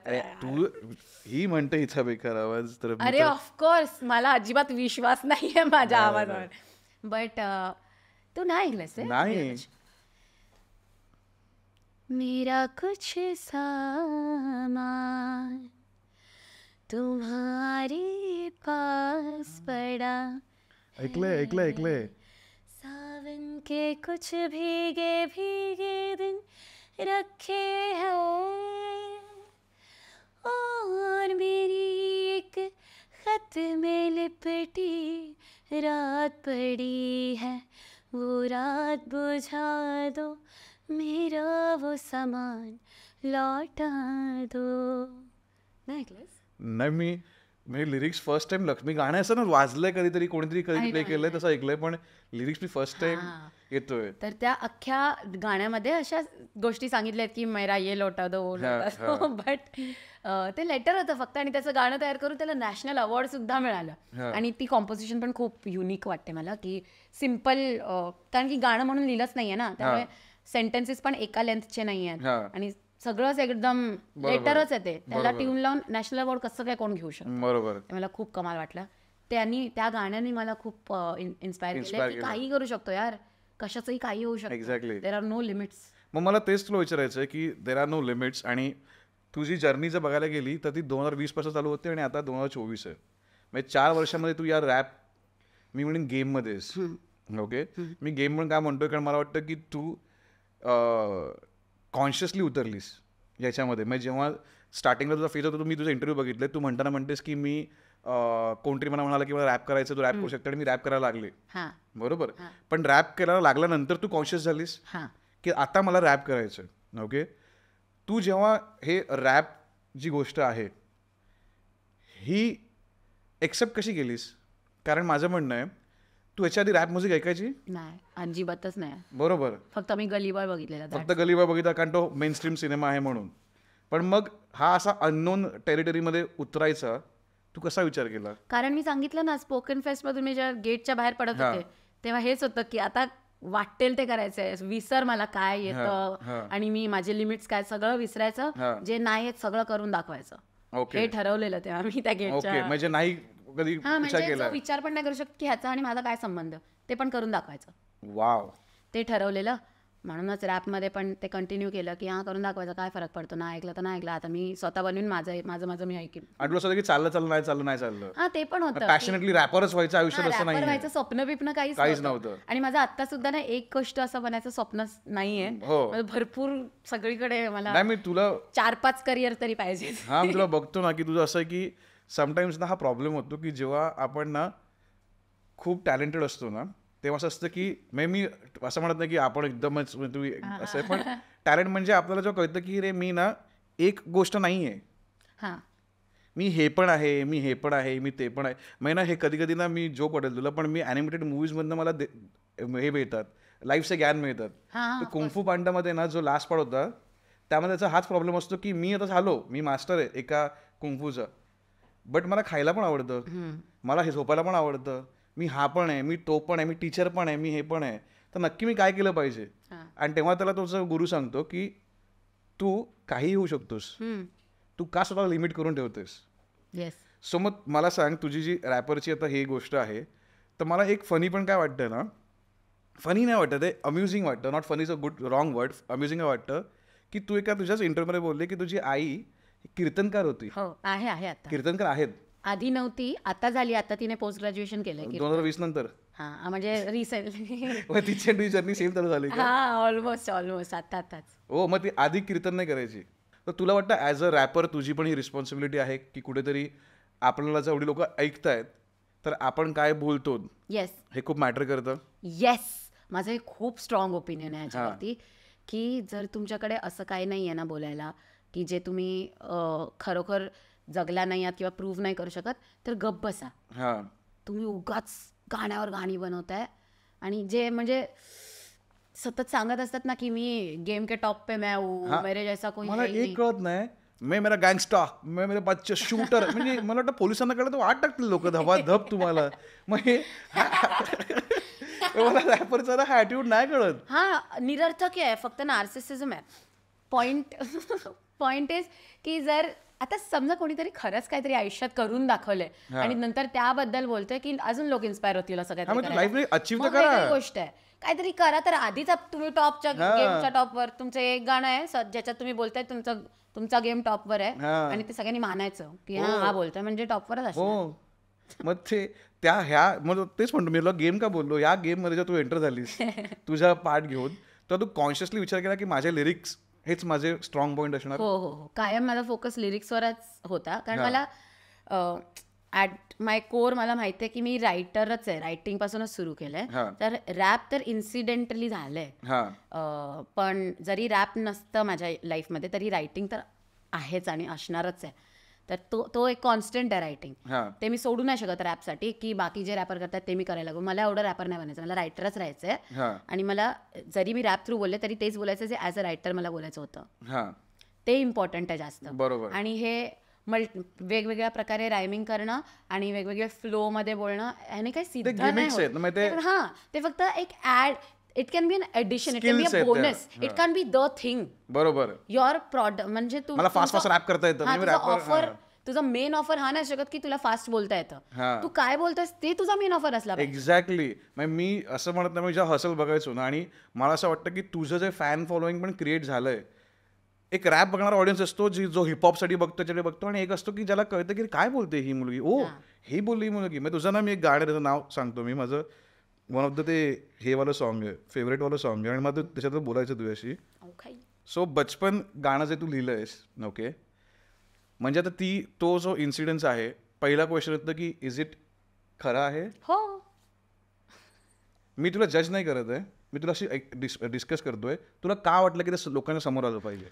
शोमध्ये असताना तोपर्यंत, त्या पॉईंटपर्यंत, म्हणजे त्या परफॉर्मन्सच्या आधीपर्यंत स्वतःबद्दल मी काहीच नाही बोललेले. म्हणजे कोणत्याच गाण्यातून माझ्या आयुष्याबद्दल काहीच नाही बोललेले, आणि प्रत्येकाचं बोलून झालेलं बाकी सगळं. कारण तुझी पहिली गाणी सगळी होती ती त्या शो बद्दल होती, म्हणजे शो बद्दल, नाही तो कॉन बे, ते पण गाणं तुझ्या ह्याच्याबद्दलच होतं की मी शो मध्ये आली, लोकांना सांगते की मी कोण आहे. किंवा ऍक्च्युली मॅनी द कॉनबद्दल एक एकदम असं काय म्हणतात, भ्रम दूर करते की तो एपिसोड जर कोणी बघितला असेल ना, त्यांना माहिती असेल, ज्यांनी अख्खा एपिसोड बघितला. मॅक्झिमम लोक जे तुझे फॅन झाले ते त्या गाण्यापासून चालू झालंय. I know, I mean the problem is की कोणाकडे कॉन्टेक्स्ट नाही आहे किंवा कोणी लक्ष नाही दिलंय शब्दांकडे, त्यामुळे नाही माहिती जास्त लोकांना. पण तो परफॉर्मन्स करण्याआधी ना, जेव्हा मी स्टेजवर गेलेले जस्ट आणि माझ्याशी बोलत होते बाच्या, तर तेव्हा मी त्यांना सांगितलेलं, त्यांनी विचारलं आज काय करणार आहेस, तर मी म्हटलेलं की जो असली रॅपर्स होते ना, आज मैं उनके झोन में घुसने वाली हूँ. ठीक आहे.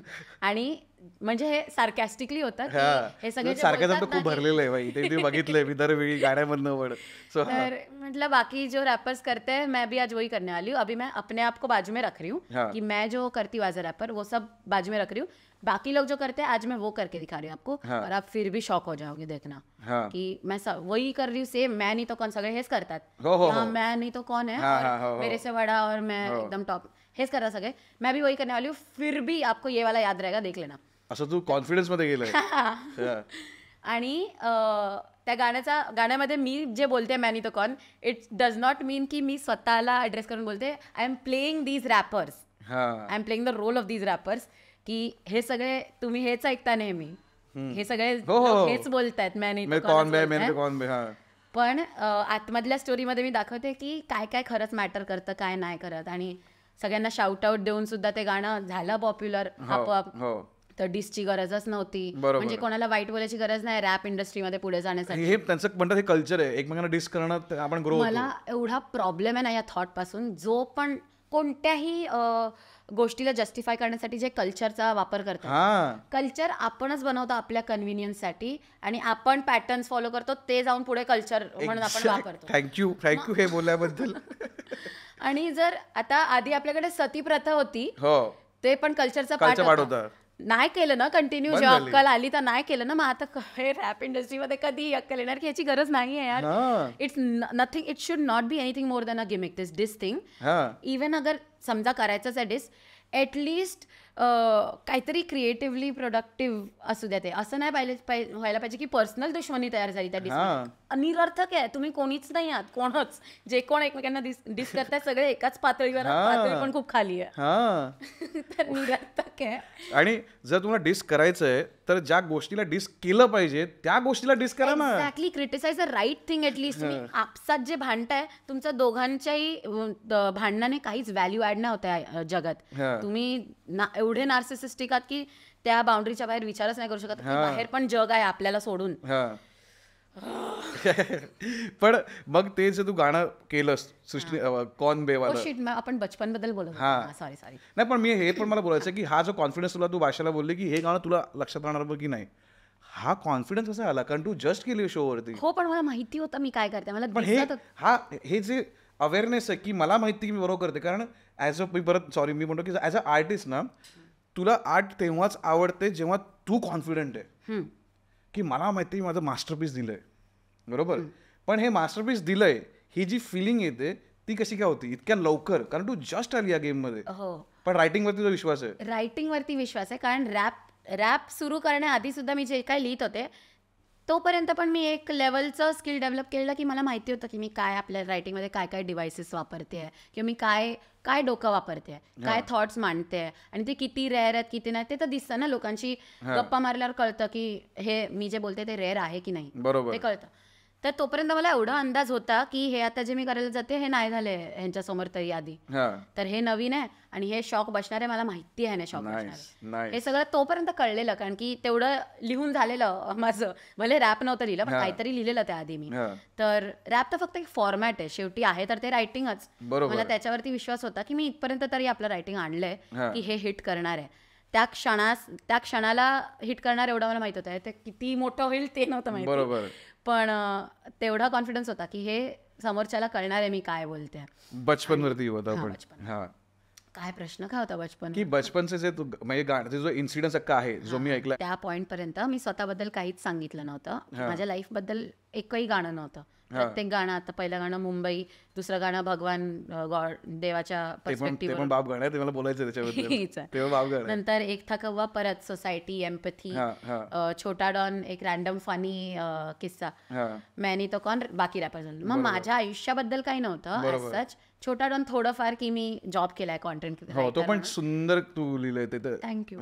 पण प्युअरली माझ्या लाईफ बद्दल स्टोरी सांगणारं काहीच नव्हतं. तर एक सांगायचं होतं, आणि ही स्टोरी मला वाटलं की वर्थ टॉकिंग अबाउट आहे.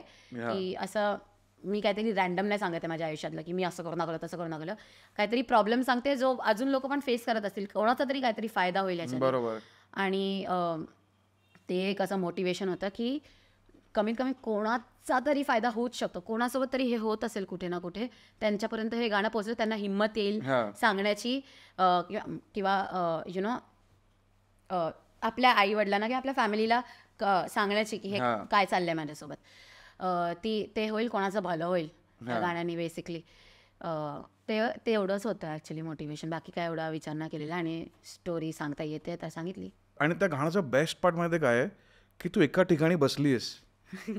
मग रॅपर युजली एनर्जेटिक, इकडे फिर तिथे फिर, हे चाललंय आणि सगळ्या गोष्टी असतात, त्यात तू एका ठिकाणी बसली आहेस आणि तू गाणं गाते आणि सगळे नंतर उभे राहून टाळ्या वाजवतात. म्हणजे मला ना तो हा पण एक फनी वाटतो, फनी नाही अम्युझिंग वाटतो गोष्ट, की तू मगाशी बोलताना म्हणाले की तू लहानपणी तू काय बोलतो लोकांना कळायचं नाही, आणि आता तू बोलतेस तर सगळे ऐकतायत. कसं वाटतं तुला याच्याबद्दल की हा जो चेंज झाला तुझा लाईफचा? तुला एक सांगू का, आत्ता माझं जे करिअर आहे ना, तर लहानपणी ना माझा आवाज आता सुद्धा एवढा काय सुरीला आवाज नाही आहे, पण लहानपणी एक्स्ट्रीमली बेकार होता. पण खरा आवाज आहे हा, खरा आवाज आहे, खरा आवाज. पण लहानपणी इतका खराब होता की प्रत्येक जण सांगायचं एस्पेशली की बेकार आवाज आहे, बेकार आवाज आहे, तर एकदम इन्सिक्युरिटी झालेली आवाजाला घेऊन. तर मी म्हटलं ना, मी प्रत्येक एक्स्ट्रा करिक्युलरमध्ये असायचे, तर सिंगिंग सोडून मी सगळं केलं शाळेत आणि कॉलेजमध्ये, फक्त सिंगिंग कधीच नाही केलं, की ट्रायच नाही करायचं, कारण मला भीती वाटते. लोकांनी सांगितलं मला की नाही हा चांगला आवाज, तर मी कधीच ट्राय नाही केलं. आणि मी लहान होते ना, म्हणजे 2री-3रीत असेल मी, तेव्हा ना माझा एक मामा होता असा चुलत वगैरे, तो ना एक अजून माझ्याहून पण लहान मुलगी होती किंडर गार्डनची, ती रडत होती जाम, तर तिला गप्प करत होता. तिला गप्प करताना बोलतो की गप रा, एवढी रडू नको, नाही तर हिच्यासारखा आवाज होईल. आणि मला इथे एवढं ट्रॉमॅटिक झालं ना की एवढा खराब माझा आवाज आहे की लोकांना भीती घालतात, लोक काही बोलतात ना, काही बोलतात. मी 2रीत होते, काय माझ्या तोंडासमोर, तर माझ्यासाठी ते ट्रॉमॅटिक झालं एकदम की यार माझा आवाज एवढा खराब आहे, मला बोललंच नाही पाहिजे, म्हणजे म्हणून मी कायम घाबरून असायचे, बोलायचे नाही कोणाशी मी. मला असं वाटायचं आवाज ऐकूनच हे लोक दूर जातील.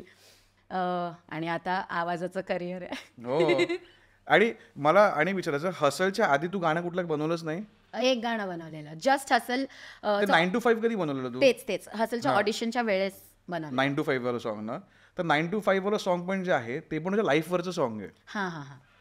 म्हणजे तसं बघायला गेलं तर ती या जर्नीमध्ये येतात. ती 9 to 5चं फ्रस्ट्रेशन म्हणजे तेच ते होतं का जे 2020ला तुला फ्रस्ट्रेट करत होतं? फक्त ते नव्हतं, बरंच काही चाललेलं आयुष्यात, पण ती पण एक गोष्ट होती की मी निरर्थक जॉब करत होते आणि त्यातून काहीच माझ्या लाईफमध्ये व्हॅल्यू पण ॲड नव्हती होत, ना पॅशन फील होत होतं, काहीच नव्हतं, एकदम बेकार वाटत होतं. तर ती एक गोष्ट होती की जॉब असा चाललाय, नंतर फ्रेंड्स नाही आहेत, जे लोक आहेत आसपास ते लोक सगळे टॉक्सिक आहेत किंवा प्रॉपर रेड फ्लॅग्स आहेत सगळेजण. तर असं सगळं चाललेलं, आणि त्या सगळ्या फ्रस्ट्रेशनमुळे माझ्या आसपासच्या माणसांनीच जास्त फ्रस्ट्रेशन क्रिएट केलेलं तेव्हा, आणि म्हणजे ना जगायची इच्छा संपलेली असं. खूप.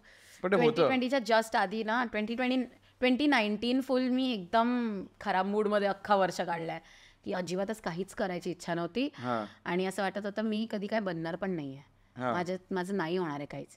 तर ते तर माझं नशीब आहे की मी त्या स्पोकन फेस्टला. कधी कधी असं होतं पण ना की तू जेव्हा एवढ्या गोष्टी बघतेस असं म्हणतं कशाला काय करायचं यार, मला राहू दे असंच नॉर्मल. तेच झालेलं की तेव्हा माझं असं झालेलं 2019 मध्ये की मला काय करायचं पण नाही, मला एकदम असं ना, असं आयुष्य जगायचं की कोणाला कळणारच नाही मी होते की नव्हते, बाजूबाजूने जगून गेले. असा तो प्लॅन होता माझा की ह्याच्याहून जास्त मला काही जमणार पण नाहीये. पण जे मी ते 2020 मध्ये स्विच करायचं ठरवलं ते एवढं जोराचं ठरवलं मी की आता सगळ्यांना कळलं पाहिजे की मी जगून गेले इथून. 2020च्या आधी तुझ्या लाईफमध्ये तू म्हणते की असं सगळं फेज होतं की मी डिप्रेस झालेले, मला सॅडनेस होतं आणि मी कॉन्शियस डिसिजन घेतली की आता मला याच्यात बाहेर पडायचं आहे. कट टू 4 वर्षामध्ये एक्स्ट्रीम चेंजेस. मग हे एक्स्ट्रीम चेंजेस जे तू फेस करतेस त्याला तू कसं टॅकल करतेस? कारण हे तू तुझ्या ह्या आयुष्यात एवढा मोठा चेंज, म्हणजे जर तू AR रहमान बरोबर बसणं, यांच्याबरोबर बसणं, ह्या गोष्टी तू विचार पण नाही केलेलास की होऊ शकतं, आणि त्या तुझ्यावर सडनली झाल्या आहेत. म्हणजे हे माझा हा पॉईंट आहे की तुझ्यावर खूप फास्ट चाललंय जे गोष्टी होत आहे. म्हणजे ज्या लोकांना त्या लेवलला पोचायला 10-20 वर्ष लागतील, 40 वर्ष लागतील, तू विदिन 4 years तो गॅप कम्प्लीट केलायस. तू ह्या फास्ट मध्ये तू स्वतःला कसं ॲनालाइज करतेस, कसं ॲडजस्ट करतेस? कसं रिलॅक्स करतेस, कसं ग्राउंडेड ठेवतेस? मला ना एक सवय आहे की मी असं मी का कोणाला तरी हे सांगून झाले इंटरव्ह्यूमध्ये वगैरे कुठेतरी की मी माझ्या आयुष्याला एक पिक्चर म्हणून बघते. कारण की आधी माझ्याकडे एवढा ड्रामा झालेला ना पहिल्या माझ्या 21 वर्षांच्या आयुष्यात इतका ड्रामा होता आणि एकदम फिल्मी स्टोरी सगळं ते लहानपणाचं कामवालीपासून पुढे पण भरपूर काय काय झालं जे एकदम पिक्चरच्या स्टोरी. रॉकस्टार मध्ये जो म्हणतो की तेरी लाईफ में कुछ ट्रॅजेडी नाही तो रॉकस्टार नाही बन सकता. तर भरपूर ट्रॅजेडीज होत्या पहिल्या 21 वर्षात आणि मी म्हटलं ऑलरेडी माझं पिक्चर ऑलमोस्ट 21 वर्षांचं तयार आहे. आता पुढचं आयुष्य पण मी त्याच पर्स्पेक्टिव्हने बघते की पिक्चर आहे आणि मी त्यात कॅरेक्टर आहे आणि जे काय माझ्यासोबत होईल ना ते मला फक्त थर्ड पर्सन ऑडियन्स म्हणून बघायचं आहे. ओ वाव. तर आता जेव्हा पिक्चर आपण बघतो तेव्हा त्याच्यात तर एवढ्या ड्रास्टिक गोष्टी होत असतात, आपण सगळे आरामात बसून बघतो आणि नंतर विसरून पण जातो. मी त्या आयुष्यालाच असं बघते की हा होणार आहे, मला माहिती आहे ड्रास्टिक होणार, पिक्चर तर होणारच. हा विचार मी पण करतो कधी कधी की ही बाबा माझी लाईफ आहे, ही माझ्या लाईफमध्ये माझा पिक्चर आहे, माझा हिरो आहे. पण आता तू पण तो विचार करतेस की तुझा पिक्चर तुझ्या लाईफमध्ये तू हिरो हे आहेस. हिरो नाही, मेन कॅरेक्टर ना. नाही ओके. नाही, मी बस एक कॅरेक्टर आहे. मी असं फुल बिग पिक्चर बघते म्हणून मी बोलले स्पेशली की एक कॅरेक्टर आहे मी, की गरजेचं नाही की मी मेन कॅरेक्टरच असणार. पण तुझ्या लाईफमध्ये ज्या ड्रास्टिक गोष्टी घडल्या आहेत त्या युजली पिक्चरमध्ये मेन कॅरेक्टर बरोबर घडतात, बाकी कॅरेक्टर बरोबर पण घडत असतात. पण त्याच्या स्टोऱ्या एवढ्या बाहेर नाहीत ना. हां, मग आता जी ऑडियन्स जे बघेल तेच बाहेर येणार ना. आता मी माझं आयुष्य बघते तर मला वाटणार की हा मेन कॅरेक्टर, पण प्रत्येकाच्याच आयुष्यात काय ना काय ड्रास्टिक होत. तुझ्या आयुष्यात मेन कॅरेक्टर कोण आहेत? असं काही नाही आहे. मेन कॅरेक्टरचा कॉन्सेप्ट नाही.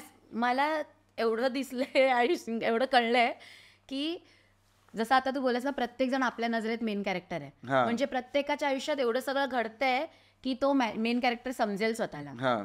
तर मग मी कोण आहे? मी पण त्यांच्यासारखीच आहे. प्रत्येकाच्याच आयुष्यात घडतंय, जे माझ्या आयुष्यात वेगळं काहीतरी घडतंय त्यांच्या आयुष्यात वेगळं घडतं, सगळ्यांचं वेगळं वेगळं आहे. म्हणजे सगळेच मेन कॅरेक्टर झाले, म्हणजे बेसिकली सगळे कॅरेक्टरच झाले. बरोबर, बस झालं तेवढं. इंटरेस्टिंग. तुला म्हणतात ना की समोरच्या शूज मध्ये जाऊन बघ की कसं होतंय. आय थिंक ते थर्ड पर्सन पर्स्पेक्टिव्हच आहे की तू त्याच्या पर्स्पेक्टिव्हने विचार करून बघ ना एकदा. बाहेरून बघितलं ना, नॉट इव्हन की आपण आता समजा आपण दोघं बोलतोय, मला तुझा पर्स्पेक्टिव्ह समजायचा आहे, तर हे गरजेचं नाही की मी स्वतःला इथे ठेवून बघू. मी इथून जरी बघितलं ना तरी पण असा व्ह्यू येतो की ज्याच्यात दोघांचा पर्स्पेक्टिव्ह एकत्र दिसतो. स्वतःला कसं तू आउट ठेवतेस की ही मी नाहीये, मी हे म्हणजे ही वेगळी व्यक्तिमत्व आहे आणि मी ह्याला तर बघते, पण या प्रोसेसला कशी येते? कारण दिस इज व्हेरी डिफिकल्ट. मला त्याला डिसोसिएशन म्हणतात, ते पण मला आलेले कळले की याला डिसोसिएशन म्हणतात. आणि मला ती म्हणजे it is not so much a choice. मी असं ठरवलं तर होतं की मला आतापासून असं करायचं, पण त्यामुळे ठरवल्यामुळे नाही जमलं. मला जमलं कारण की माझा तो प्रॉब्लेम आहे. म्हणजे मला डिसोसिएटिव्ह अम्नेशिया आहे. ओके. त्याच्यात काय आहे मला कधी शब्द कळतच नाही काय सांगते. तर ना काय होतं की काय ना काय ट्रिगर्स असतात ज्याच्यामुळे अम्नेशिया माहिती ना की आपल्याला विसरायला होतं, लक्षात नाही राहत. तर काही ट्रिगर्स असतात ज्याच्यामुळे मी कधीही स्वतःबद्दल सगळं विसरते आणि डिसोसिएट करते, जसं मी ही व्यक्तीच नाही आहे आणि मला आठवतच नाही की ही व्यक्ती कोण आहे. ते होतं माझं. तर पण डिसऑर्डर थोडी आता बरं वाटलं हे असं ऐकून की असं करता येतंय. नाही पण तेव्हा जी फाटते ना की काय कोण मी इथे आली कसे, कारण तुझा कंट्रोल सुटतो ना त्या गोष्टीवरचा, आणि आपल्याला सवय काय की प्रत्येक गोष्ट आपल्या कंट्रोलमध्ये असली पाहिजे. जो कंट्रोल सुटला की आपली फाटते की बाबा हे काय झालं, पण हे जमणं पण. मग बिकॉज तसंही माझा प्रॉब्लेमच आहे की माझ्यामध्ये होतं, तर मला डिसोसिएट करायला जरा जास्त इझी पडतं. त्यामुळे मी जेव्हा ठरवलं तर मला ते जमलं. ठीक आहे, हे तर माझ्या ब्रेनला सवय आहे करायची. तू स्वतःशी अटॅच नाहीयेस. नाही. नाईस. की दॅट्स द पॉइंट की आपण अटॅचमेंट स्वतःशी एवढी करतो ती तू स्वतःला शिकलीयस स्वतःशी करायला. हे केलं ना जर, मला हे पण कळलं की आपण जर ते डिसोसिएटेड राहिलो म्हणजे कायम नाही, कायमच आउट ऑफ बॉडी एक्सपिरियन्स आयुष्यभराचा, बट जर जमलं आपल्याला ते गरज असताना ते करता आलं ना, तर आपण खूप जास्त फटाफट ग्रो करतो. मे बी म्हणूनच माझं ते फास्ट चाललंय, कारण पटपट आपण ना अडॅप्ट करायला लागतं. आता जसं की फॉर एक्झाम्पल मी एक्झाम्पल देते की तू 2 जणांना बोलताना बघतोयस, ठीक आहे, इथे 2 जण बसलेत आणि त्यांना तू बोलताना बघतोयस, त्यांच्या कॉन्व्हर्सेशनमध्ये जे काही प्रॉब्लेम असतील किंवा त्यांच्या पर्सनॅलिटीमध्ये काय प्रॉब्लेम असतील ते तुला कळणार बोलताना, आणि तू त्यांना पटकन सांगू शकतोस की ये तुझे बात करता ना, तू ऐसे बात करता ना, वो तेरे को बदलना चाहिए, तेरे को इम्प्रूव्ह करना चाहिए. ते ॲज अ थर्ड पर्सन तुला पटकन दिसतं की काय काय प्रॉब्लेम आहेत. पण जेव्हा तू माझ्याशी बोलतोस, तुला तुझे प्रॉब्लेम नाही करणार, मे बी तुला माझे पण नाही करणार जर तुझ्याकडेच लक्ष असेल, तर तुला माझे प्रॉब्लेम नाही करणार, तर तू मला नाही सांगू शकणार की मी काय सुधारायला पाहिजे. आणि मे बी तुझा माझ्याकडे लक्ष असेल तर तुला तुझं नाही करणार की तू काय सुधारायला पाहिजे. Only as a third person you can tell की ह्याच्यामध्ये काय सुधारायला पाहिजे. ते एवढं इझी होतं ॲज अ थर्ड पर्सन की स्वतः आपण, आता मला कळलं ॲज अ थर्ड पर्सन की मला हे सुधारायला पाहिजे, मग ॲज अ फर्स्ट पर्सन ते मी सुधारायला सुरू करते. त्याच्यामुळे ग्रोथ फास्ट होते. नाईस, सुपर सांगितलं तू गोष्ट खरंच. आणि मला हाच डेप्थनेस ना तुझ्या आर्टमधनं 100% दिसतो की मी जेव्हा तुझी आर्ट बघतो ना, मी रॅपिंग तर तू करतेच, कारण ते तुला जमतंय करायला. मी असं असतं ना कधी कधी की हे मला जमतंय ना तर मी करू शकते, यासाठी मला मेहनत नाही करायला लागत आहे, this is I can do it. पण हे करताना तुझं कॉन्शियस ठेवणं, म्हणजे जो तुझा कव्वावाला जे सॉन्ग आहे, आता ते सॉन्ग तुझं लाईफचं नाही आहे, मग ते कसं काय, तो कोणाचा पर्स्पेक्टिव्ह आहे? मी तर त्याला ओपन टू इंटरप्रिटेशन ठेवलेलं की तुम्हाला ज्याचाही पर्स्पेक्टिव्ह हा वाटतोय त्याचा तो आहे असं समजा. पण टॉपिक माझ्या डोक्यात होता. मला ना आमचे जे डिरेक्टर होते ना, म्युझिक डिरेक्टर होते हसलचे, आदित्य पुष्कर्णा, त्यांनी विचारलेलं की तेरे को क्या लगता है कि दुनिया में ऐसी कौन सी एक चीज़ की कमी है कि अगर वो चीज़ होती तो दुनिया बहुत बेटर होती. याचं तुम्ही ब्रेनस्टॉर्म करायचं हसलला? ओ वाव, काय सुपर प्रोसेस आहे ना. तर कारण की नाही, सगळ्यांसोबत हे नाही व्हायचं, पण माझ्याकडे गाणीच नव्हती. बाकी लोक आपली गाणी घरून लिहून आणलेली त्यांनी, आणि मी काहीच लिहिलेलं नव्हतं. तू हसलवरती घडली आहेस. क्या बात आहे यार. तर माझ्यासोबत बसून ब्रेनस्टॉर्मिंग व्हायची. तर त्यांनी विचारलं की काय अशी एक गोष्ट सांग जी जर जगात जास्त असती तर जग खूप सुंदर असतं. तर माझं उत्तर होतं एम्पॅथी. एम्पैथी जास्त असती तर त्यांनी म्हटलं ठीक है, तो लिख इसके बारे में, तेरे को जो लगता है कि दुनिया में अगर ये एम्पैथी ज़्यादा होती तो कैसा होता, या अगर एम्पैथी नहीं है तो कैसी हो गई दुनिया, एम्पैथी नहीं है इसकी वजह से, ये सब के बारे में लिख. आणि मला त्यांनी असं म्हटलेलं की मेरा दिमाग फटना चाहिए देख के, गाना सुन के, जा लिख. आणि मी म्हटलं अरे दिमाग फटण्याची, मला काहीतरी भलतंच लावावं लागेल आता, नाहीतर जर ते वाक्य नसते बोलले ना, ते मेरा दिमाग फटण्याची, मग मी काहीतरी बेसिक लिहिलं असतं की प्यार बढ़ना दुनिया में, पण ते बोले दिमाग फटना चाहिए, मैं एक्सपेक्ट नहीं मेरे को एक्सपेक्टेशन ही नहीं होनी चाहिए कि ऐसा कुछ तो लाएगी है, वैसा कुछ तो लेके आ. तर मी जाऊन आपलं डोकं चालवलं की असंच काहीतरी, आता त्याच्याशिवाय मी खालती उतरणारच नाही परत ऐकवायला गाणं. आणि मी रूममध्ये बसलेले, मी ठरवलेलं की हे जोपर्यंत मी करून ना दाखवत ना हे माइंड ब्लोईंग वाला गाणं, तोपर्यंत रूमच्या बाहेरच नाही पडायचं जोपर्यंत लिहून नाही होत. तुझ्या मेडिटेशन झोन मध्ये गेलीस तू, ही माझी गुफा आहे, आता मी इथे बसणार तपस्या करायला. आणि मग मी ते हे ठरवलं की आता ही जी कावळ्याची स्टोरी आहे त्याच्यामध्ये मला म्हणजे तू बेसिक केलंस की कावळ्याची स्टोरी आहे ज्याच्यामध्ये आपण कावळा फेमस आहे की कावळा डोकं वापरतो आणि दगड टाकून पाणी वर येतं, त्याला मी बॅक स्टोरी क्रिएट केली की का त्याच्यावरती ही परिस्थिती आली. आणि त्याच्यामधून म्हणजे बॅक स्टोरी क्रिएट करत गेले, झालं तसं करून गाणं लिहिलं. नाही असं पटकन नाही गाणं झालंय ते, जसं सांगते ही तसं गाणं नाही म्हणलंय ते. प्लीज जाऊन गाणं एकदा बघा, त्याच्यात लिरिक्स खूप हार्ड लिरिक्स आहेत त्याचे, ते तसं नाही म्हणलंय ते. तर एवढं लवकर इझी नको करू त्या गोष्टीला, नंतर माझ्या लोकांना वाटतं रॅपिंग इज इझी. अरे खूप इझी असतं रॅपिंग, काहीच नाही, कोणी करू शकतं. रायटिंग इज मोर डिफिकल्ट, म्हणून रॅप कोणी काही करतं. हे तू तर बोललीस ना, तर me end of the show मी पण एक रॅप लिहिण्याचा प्रयत्न, तर बोललीस की कोणी रॅप लिहू शकतं तर प्रयत्न करूया, मी रॅप तर ते करूया आपण नंतर. पण कमिंग बॅक टू हे कावळाकडे, मला हे बोलायचं आहे गोष्टीबद्दल. त्याच्यामध्ये एक तू खूप सुपर लाईन लिहिली आहेस. त्याचा मी अर्थ सांगतो, लाईन मला पाठ नाही का, माझं पाठांतर खूप बेकार आहे. ओके, तर तुझा अर्थ याचा असं आहे की त्या कावळाला दगड मारले, तो कावळा म्हणाला फकीट मी त्या दगडात पाण्यात टाकून पाणी पितो. हे कसं काय म्हणजे पत्थर मारे ते कौवे ने पानी के प्याले में डाले, पानी ऊपर आया प्यासा को बुझाया कौवा फिर बोला की मरने दे साले. हे सगळे, अरे तेच सांगते मी असंच लिहायला सुरू करते, पहिल्यापासून विचार नाही करून ठेवत. ही स्टोरी पण माझ्याकडे पहिल्यापासून कावळ्याला स्वतःशी रिलेट केलं कुठेतरी, कारण कुठेतरी रिलेटिबिलिटी असेल ना लिहिताना. स्वतःशी तर नाही, कारण माझ्यासोबत असं काही घडलं नाही आहे. पण तेच आहे की जर आता आपल्यामध्ये एम्पॅथी आहे तर ज्यांच्यासोबत घडलंय त्यांच्यासोबत एम्पॅथाईज करून मला त्यांची स्टोरी सांगता येते. माझ्यासोबत तर असं काही नाही घडलंय. हो, पण मला ते गाणं जेव्हा लिहिलंस ना, मी वाचलं, मला लिटरली वाटलं की हे तुझ्याबरोबर झालंय कधीतरी. की तुला असं फील, कारण ते एवढं पर्सनल तू म्हणतेस या गोष्टीमध्ये की असं झालं, त्या कावाला असं केलं आणि मग असं झालं, शेवटी तो त्याचे एंड असा आहे. तर आय नो तुम्ही बरोबर बोलतो तू, कारण तू तेवढी सेन्सिटिव्ह आहेस त्या गोष्टीला घेऊन की तुला ते कळलं की बाबा मला अशी स्टोरी सांगायची आहे. तू हे सगळं लिहिताना तू ठरवतेस की हूज अ टार्गेट ऑडियन्स? माझं प्रत्येक गाण्यासाठी एकतर खूप वेगळी टार्गेट ऑडियन्स असते नेहमी. म्हणजे माझी अशी एक असं निश अजिबात नाही आहे. प्रत्येक गाण्यासोबत माझा निश बदलतोय असं आहे. तर मी तर तेव्हा तर हसलच्या वेळेस एकाही गाण्याला ठरवलं नव्हतं टार्गेट ऑडियन्स वगैरे काहीच. मला फक्त जे बोलायचं ते बोलायचं आहे. ज्यांनी ऐकलं आणि म्हणून सगळ्यांनीच ऐकलं. तुझं हसलमधलं फेवरेट गाणं कुठलं आहे? एकता गवा. एकता गवा. त्याचे कुठलं बेस्ट तुला लिरिक्स वाटतं? ऍक्च्युली मला ते फुल आउट ऑफ यू पण खूप आवडतं, ज्याच्यावर मी एलिमिनेट झाले. फुल आउट ऑफ यू गाणं मला काय आवडतं माहितीये, त्याच्यामध्ये मला वाटतं की तुला ती आउटसाइडर फिलिंग होती की लोक तुला कुठेतरी आउटसाइडर बघतायत. हा फुल आउट ऑफ यू मध्ये. हा फुल आउट ऑफ यू. मी हसलमध्ये गेलेले तेव्हा तर फुल आउटसाइडर फिलिंग होती, कारण सगळेजण आपला एक्सपिरियन्स वगैरे घेऊन आलेले, प्रॉपर रॅपर होते सगळे बाय आयडेंटिटी. मी एकटीच नव्हते. प्रॉपर रॅपर म्हणजे काय? म्हणजे त्यांच्याकडे भरपूर रॅप त्यांच्या बाहेर ऑलरेडी रिलीज झालेले, त्यांना रॅप बद्दल भरपूर काही माहिती होतं, त्यांना आयुष्यात रॅपरच बनायचं होतं, असे लोक होते. माझं त्यातलं काहीच नव्हतं. ना माझी कोणी गाणी आलेली, ना मी लिहिलेली घरी गाणी. आणि मी इथे आले ते पण मी कोरं बुक घेऊन आले की आता मी इथे बसून लिहिणार. ते सगळे आपलं बुक भरून आलेले ऑलरेडी, त्यांना फक्त पार्ट रिवाइज करायचंय, मला लिहून सगळं हे करायचं होतं. तर मला फुल आउटसाइडर फिलिंगच येत होती तिथे की ह्यांच्यात तर मी फिट इन होतच नाही, हा तर मला ग्रुप बनूच नाही शकत कधी. परत तू शाळेतली फिलिंग आली का की हे फ्रेंड्स? हा तेच. मला असं वाटलं की अरे यार, परत मी किती मेहनतीने मी ते 2020 मध्ये सगळं बदललंय, आता मी परत चालले का तिथे. पण लकीली तसे लोक नव्हते. बट हा एनिवे, सो बिकॉज माझा रॅप वरती पर्स्पेक्टिव्ह एवढा थर्ड पर्सन आहे ना रॅप इंडस्ट्रीवरती, की मी त्यात नाहीच आहे, रॅपरच नाही आहे आणि बाहेरून बघते, त्यामुळे ते गाणं फुल आउट ऑफ यू.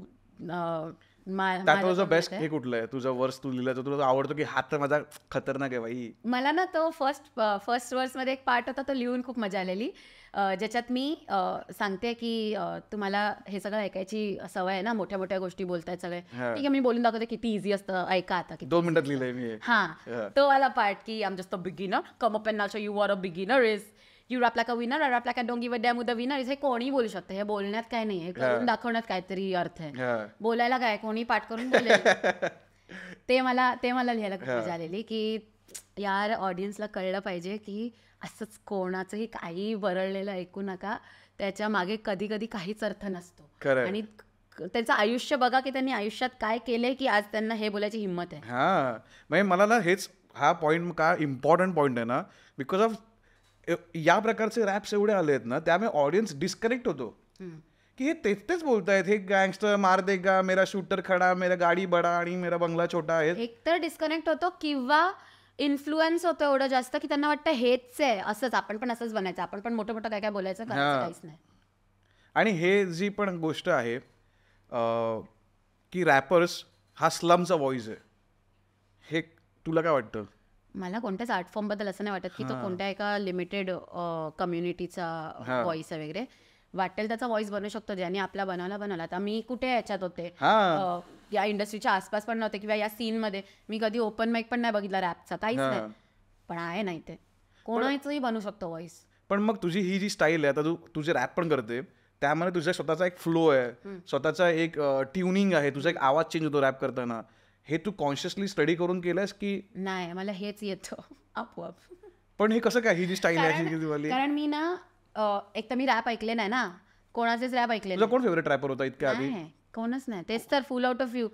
मैं इनके गाणे नाही सुनते क्योंकि मी ऐकायचेच नाही कोणाचा रॅप, अजून सुद्धा हार्डली एखाद दुसरा रॅप ऐकत असेल. बट कारण मी रॅप ऐकलंच नव्हतं जास्त, त्यामुळे मला काही कोणाचे फ्लो वगैरे पार्ट नव्हते झाले, माझ्या डोक्यात फिरतच नव्हते फ्लो. तर जे करायचं मला ब्लँक होता, तर जे करायचं आपल्यालाच तयार करायचंय. आता मी काय तयार करू शकते, जे मी नॅचरली आयुष्यभर जशी बोलत आले तसं मी बोलू शकते, फक्त रिदम आणि म्हणजे रायमिंग असणार, त्याच्यात एका रिदमवर बोलणार आणि स्पीड एक असणार, पण बोलणार तर तसंच जसं मी बोलत आले, त्यामुळे तो आपोआप एक वेगळा फ्लो वाटतो. पण त्याच्यावर काय मेहनत नाही करायला लागली, मी बोलतेच तशी.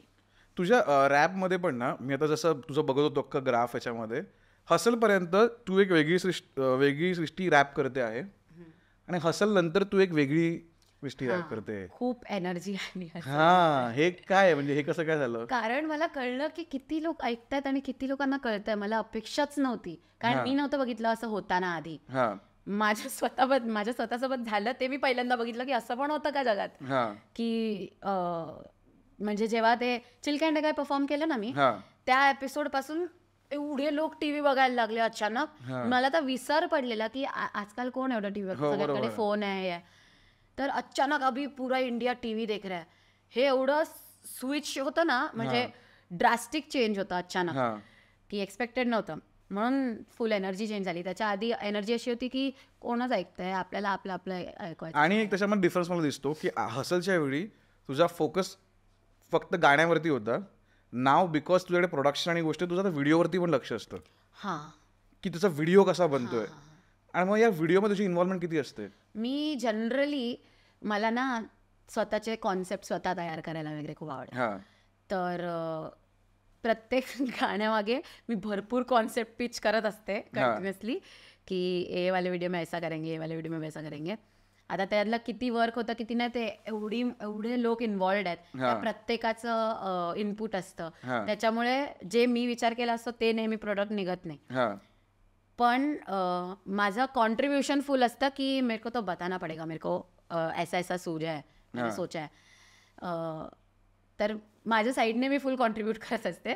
बट नंतर प्रत्येकाला आपलं आपलं काम पण करायला दिलं पाहिजे, की हे जेवढं माझं काम आहे तेवढं मी केलं, आता ज्याचं जे काम आहे त्याला ते करू दे, दुसऱ्याच्या कामात मध्ये मध्ये घुसायला नाही पाहिजे.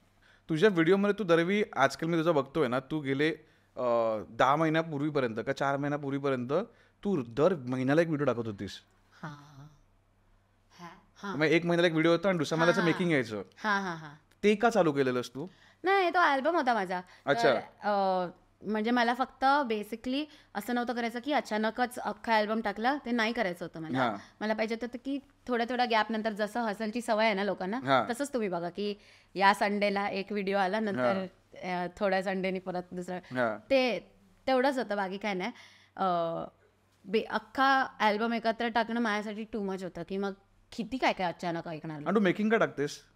कारण मला मेकिंग मध्ये जास्त मजा येते. हा, म्हणजे मेकिंग கூட एन्जॉय करतो. म्हणजे ते एक तुझं ते आता ते तुझं रडणारं गाणं कुठलं होतं ते, त्याचं नाव आपलं दही शक्कर. हा, दही शक्कर. तर त्याच्यात मी त्याचा व्हिडिओ बघताना तसं बघतोय, आणि मग मेकिंग बघताना तू पण मजा करतेस, तुझं टाइमपास चाललंय. मग तू स्विच कशी करतेस की आता काय माझं ते म्हणजे नॉर्मली कोणी जर आता कॅमेरा घेऊन बसला, आपोआप BTS व्हिडिओज तयार होणार, तर माझं आयुष्यच तसं चाललंय. हो. सो त्याच्यामध्ये रडणं हा जो मला पार्ट तुझ्या बोलण्यात आवडतो, की तू घाबरत नाही रडायला.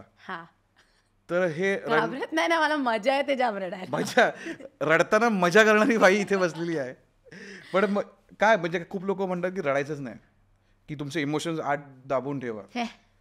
फालतू आहे लोक. का रडलं पाहिजे? का रडलं पाहिजे, मी माझं रिझन सांगते. माझं ऑफकोर्स पर्सनल रिझन. पर्सनल म्हणजे हे सगळ्यांसाठी नाही की तुम्ही पण ह्यासाठी रडा. माझं काय चाललंय, आम्ही जे पण बोलतो ना, आमचे स्वतःचे विचार आहेत, आम्ही लोकांना बोध द्यायला बसलो नाही होत. पहिली गोष्ट. तर मी रडते कारण जेवढं मी एक्सप्रेस करते ना, तेवढं मग मला असे आता रडताना जनरली आपल्याला अजून खराब थॉट्स येतात. जे झालं असेल त्याहून अजून खराब थॉट्स, तर त्याबद्दल मी लिहायला सुरू करते. मग एक अजून खराब थॉट आला की मग त्याच्याबद्दल लिहिते, मग ते अजून कोणत्या तरी अँगलला जातं, मग एवढं लिहिते ना की मी त्या रडण्याच्या एंडला खूप खुश असते की काय लिहिलंय यार मी या सेशनमध्ये. स्वतःला बाहेर काढते त्याच्यात. नाईस यार, गुड, सुपर्ब आहे तुझं हे गोष्टी.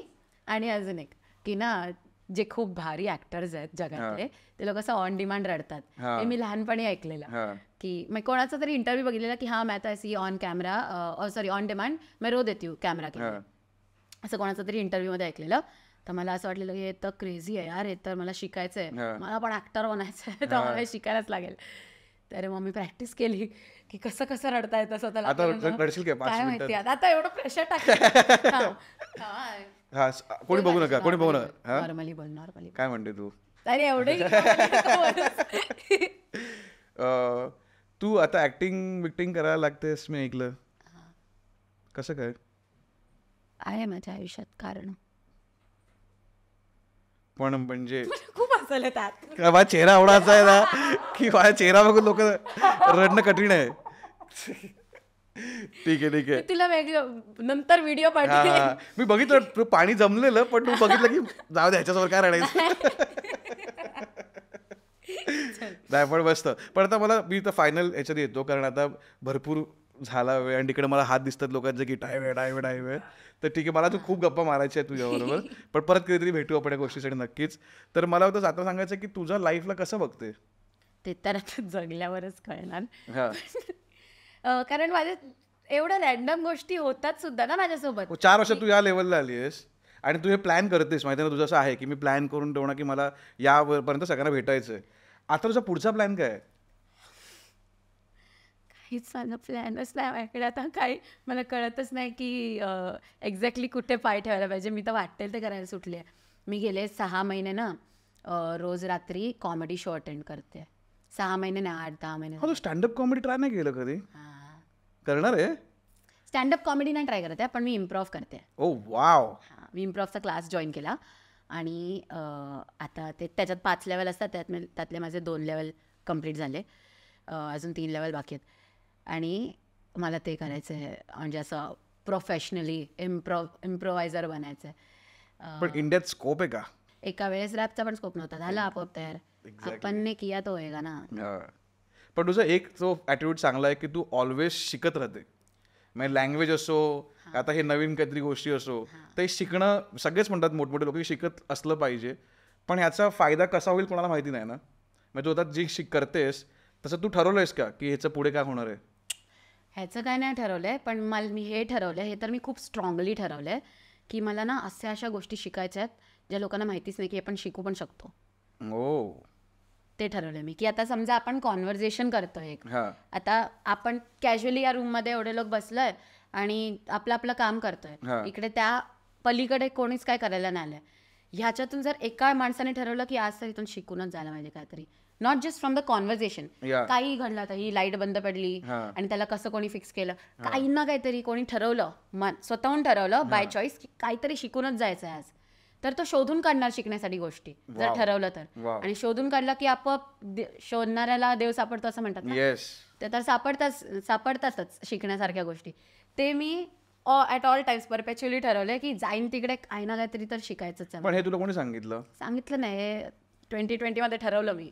2020? ते गेटच्या बाहेर ठरवलेलं की अभी इतना सब कुछ बदलना तो सीखना पडेगा ना. सुपर यार. तू अशी गप्पा मारून दृष्टी मला खूप मजा आली आणि बिकॉज टाइम संपतोय म्हणून मला हे संपवावं लागतंय नाही तर मी बोलत बसलो असतो. पण एक गोष्ट मला करायची जसं आपण म्हणतो की आपल्याला आपला आवाज ठेवायचा आणि तू म्हणाले की नाव एनीवन कॅन रॅप. सो मला एक ना माझा एक पर्सनल प्रॉब्लेम आहे ज्याच्याबद्दल मला एक रॅप सॉन्ग करायचं आहे. काय ओके प्रॉब्लेम. सांगतो तुला वयाचे 35 वर्ष झाल्यामुळे मला तर ते प्रॉब्लेम व्हायला लागले ते त्या वयात येतात जी आहे ॲसिडिटी. ओके आणि मला वाटतं इंडियामध्ये लोकांना हे नॉलेज दिलं पाहिजे की ज्याचं नाही आहे की बाबा ॲसिडिटी झाले की थंड दूध पिऊ नका. थंड दूध is not an option to remove your acidity. आणि मी हे मला माहिती नव्हतं. मला सांगायचं की थंड दूध पी ना मस्त होतं आणि मी दर रात्री थंड दूध प्यायचो. त्याच्यामुळे मला सायनस पकडलं. मी डॉक्टरकडे गेलो. डॉक्टर म्हणतो तुला ॲसिडिटी नाही आहे तुझं तर हे अख्खं सगळं सायनसने भरलं आहे तुला स्टीम घ्यायचं आहे. तर या गोष्टीवरती मला समज प्रबोधन करायचं आहे आणि बोललंच पाहिजे. माझ्या फक्त एक पहिली लाईन आहे त्याच्या पुढे तर मला ते कसं यार लाईन चांगली आहे. माझी लाईन आहे ए डूड नको पिऊ थंड दूध. त्याच्या पुढे तर राहायचं सगळं एवढंच आहे माझ्याकडे. पण त्यासाठी मी आज एका पर्सनला इथे बोलवलं आहे. बिचारा तो बघत बसतं माझी ही बडबड ऐकतो आणि त्याला मी इथे बोलवलं की तो मला हेल्प करेल. Roshan Gamre the bit raw बरोबर. ह्याला तुम्ही गली बॉयमध्ये बघितलं असणार कारण तिकडे हा लोकांसमोर आला आणि हा खतरनाक बीट बॉक्स करतो. So because music is important जरा बेस घ्यायला. तर मला काय वाटतं की ह्या गाण्याला कशा टाईपचं पहिलं तुला ॲज अ तू समज तू प्रोड्युसर आहेस माझ्या सॉंगची आता. ओके सो ह्याला कशा टाईपमध्ये बीट्स हवेत म्हणजे हे कुठलं जॉन आता हे फनीमध्ये करायचं फनीच होणार मला वाटतं झालं तर. तसं फनी करायचं असेल रॅप नाही काय करायचं ड्रिल म्हणजे मला काय करणार नाहीत ना. ड्रिल मशीन नाही हां एक बीटचं जॉनर आहे हां त्याला ड्रिल बोलतात. काय बोल ना काय असेल त्याच्यामध्ये. ड्रिल बीट अशी असते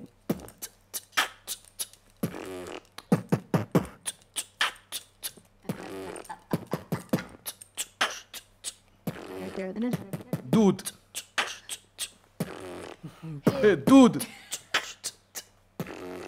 हे दूध नको पिऊ तू थंड दूध हे दूध तू नको पिऊ थंड दूध हानिकारक आहे आपल्या आयुष्याला दूध पिऊ तू थंड दूध रोज सकाळी जायचो मी ऑफिसला करायला काहीतरी खायचो दुपारचं खायचो संध्याकाळचं खायचो व्हायची ऍसिडिटी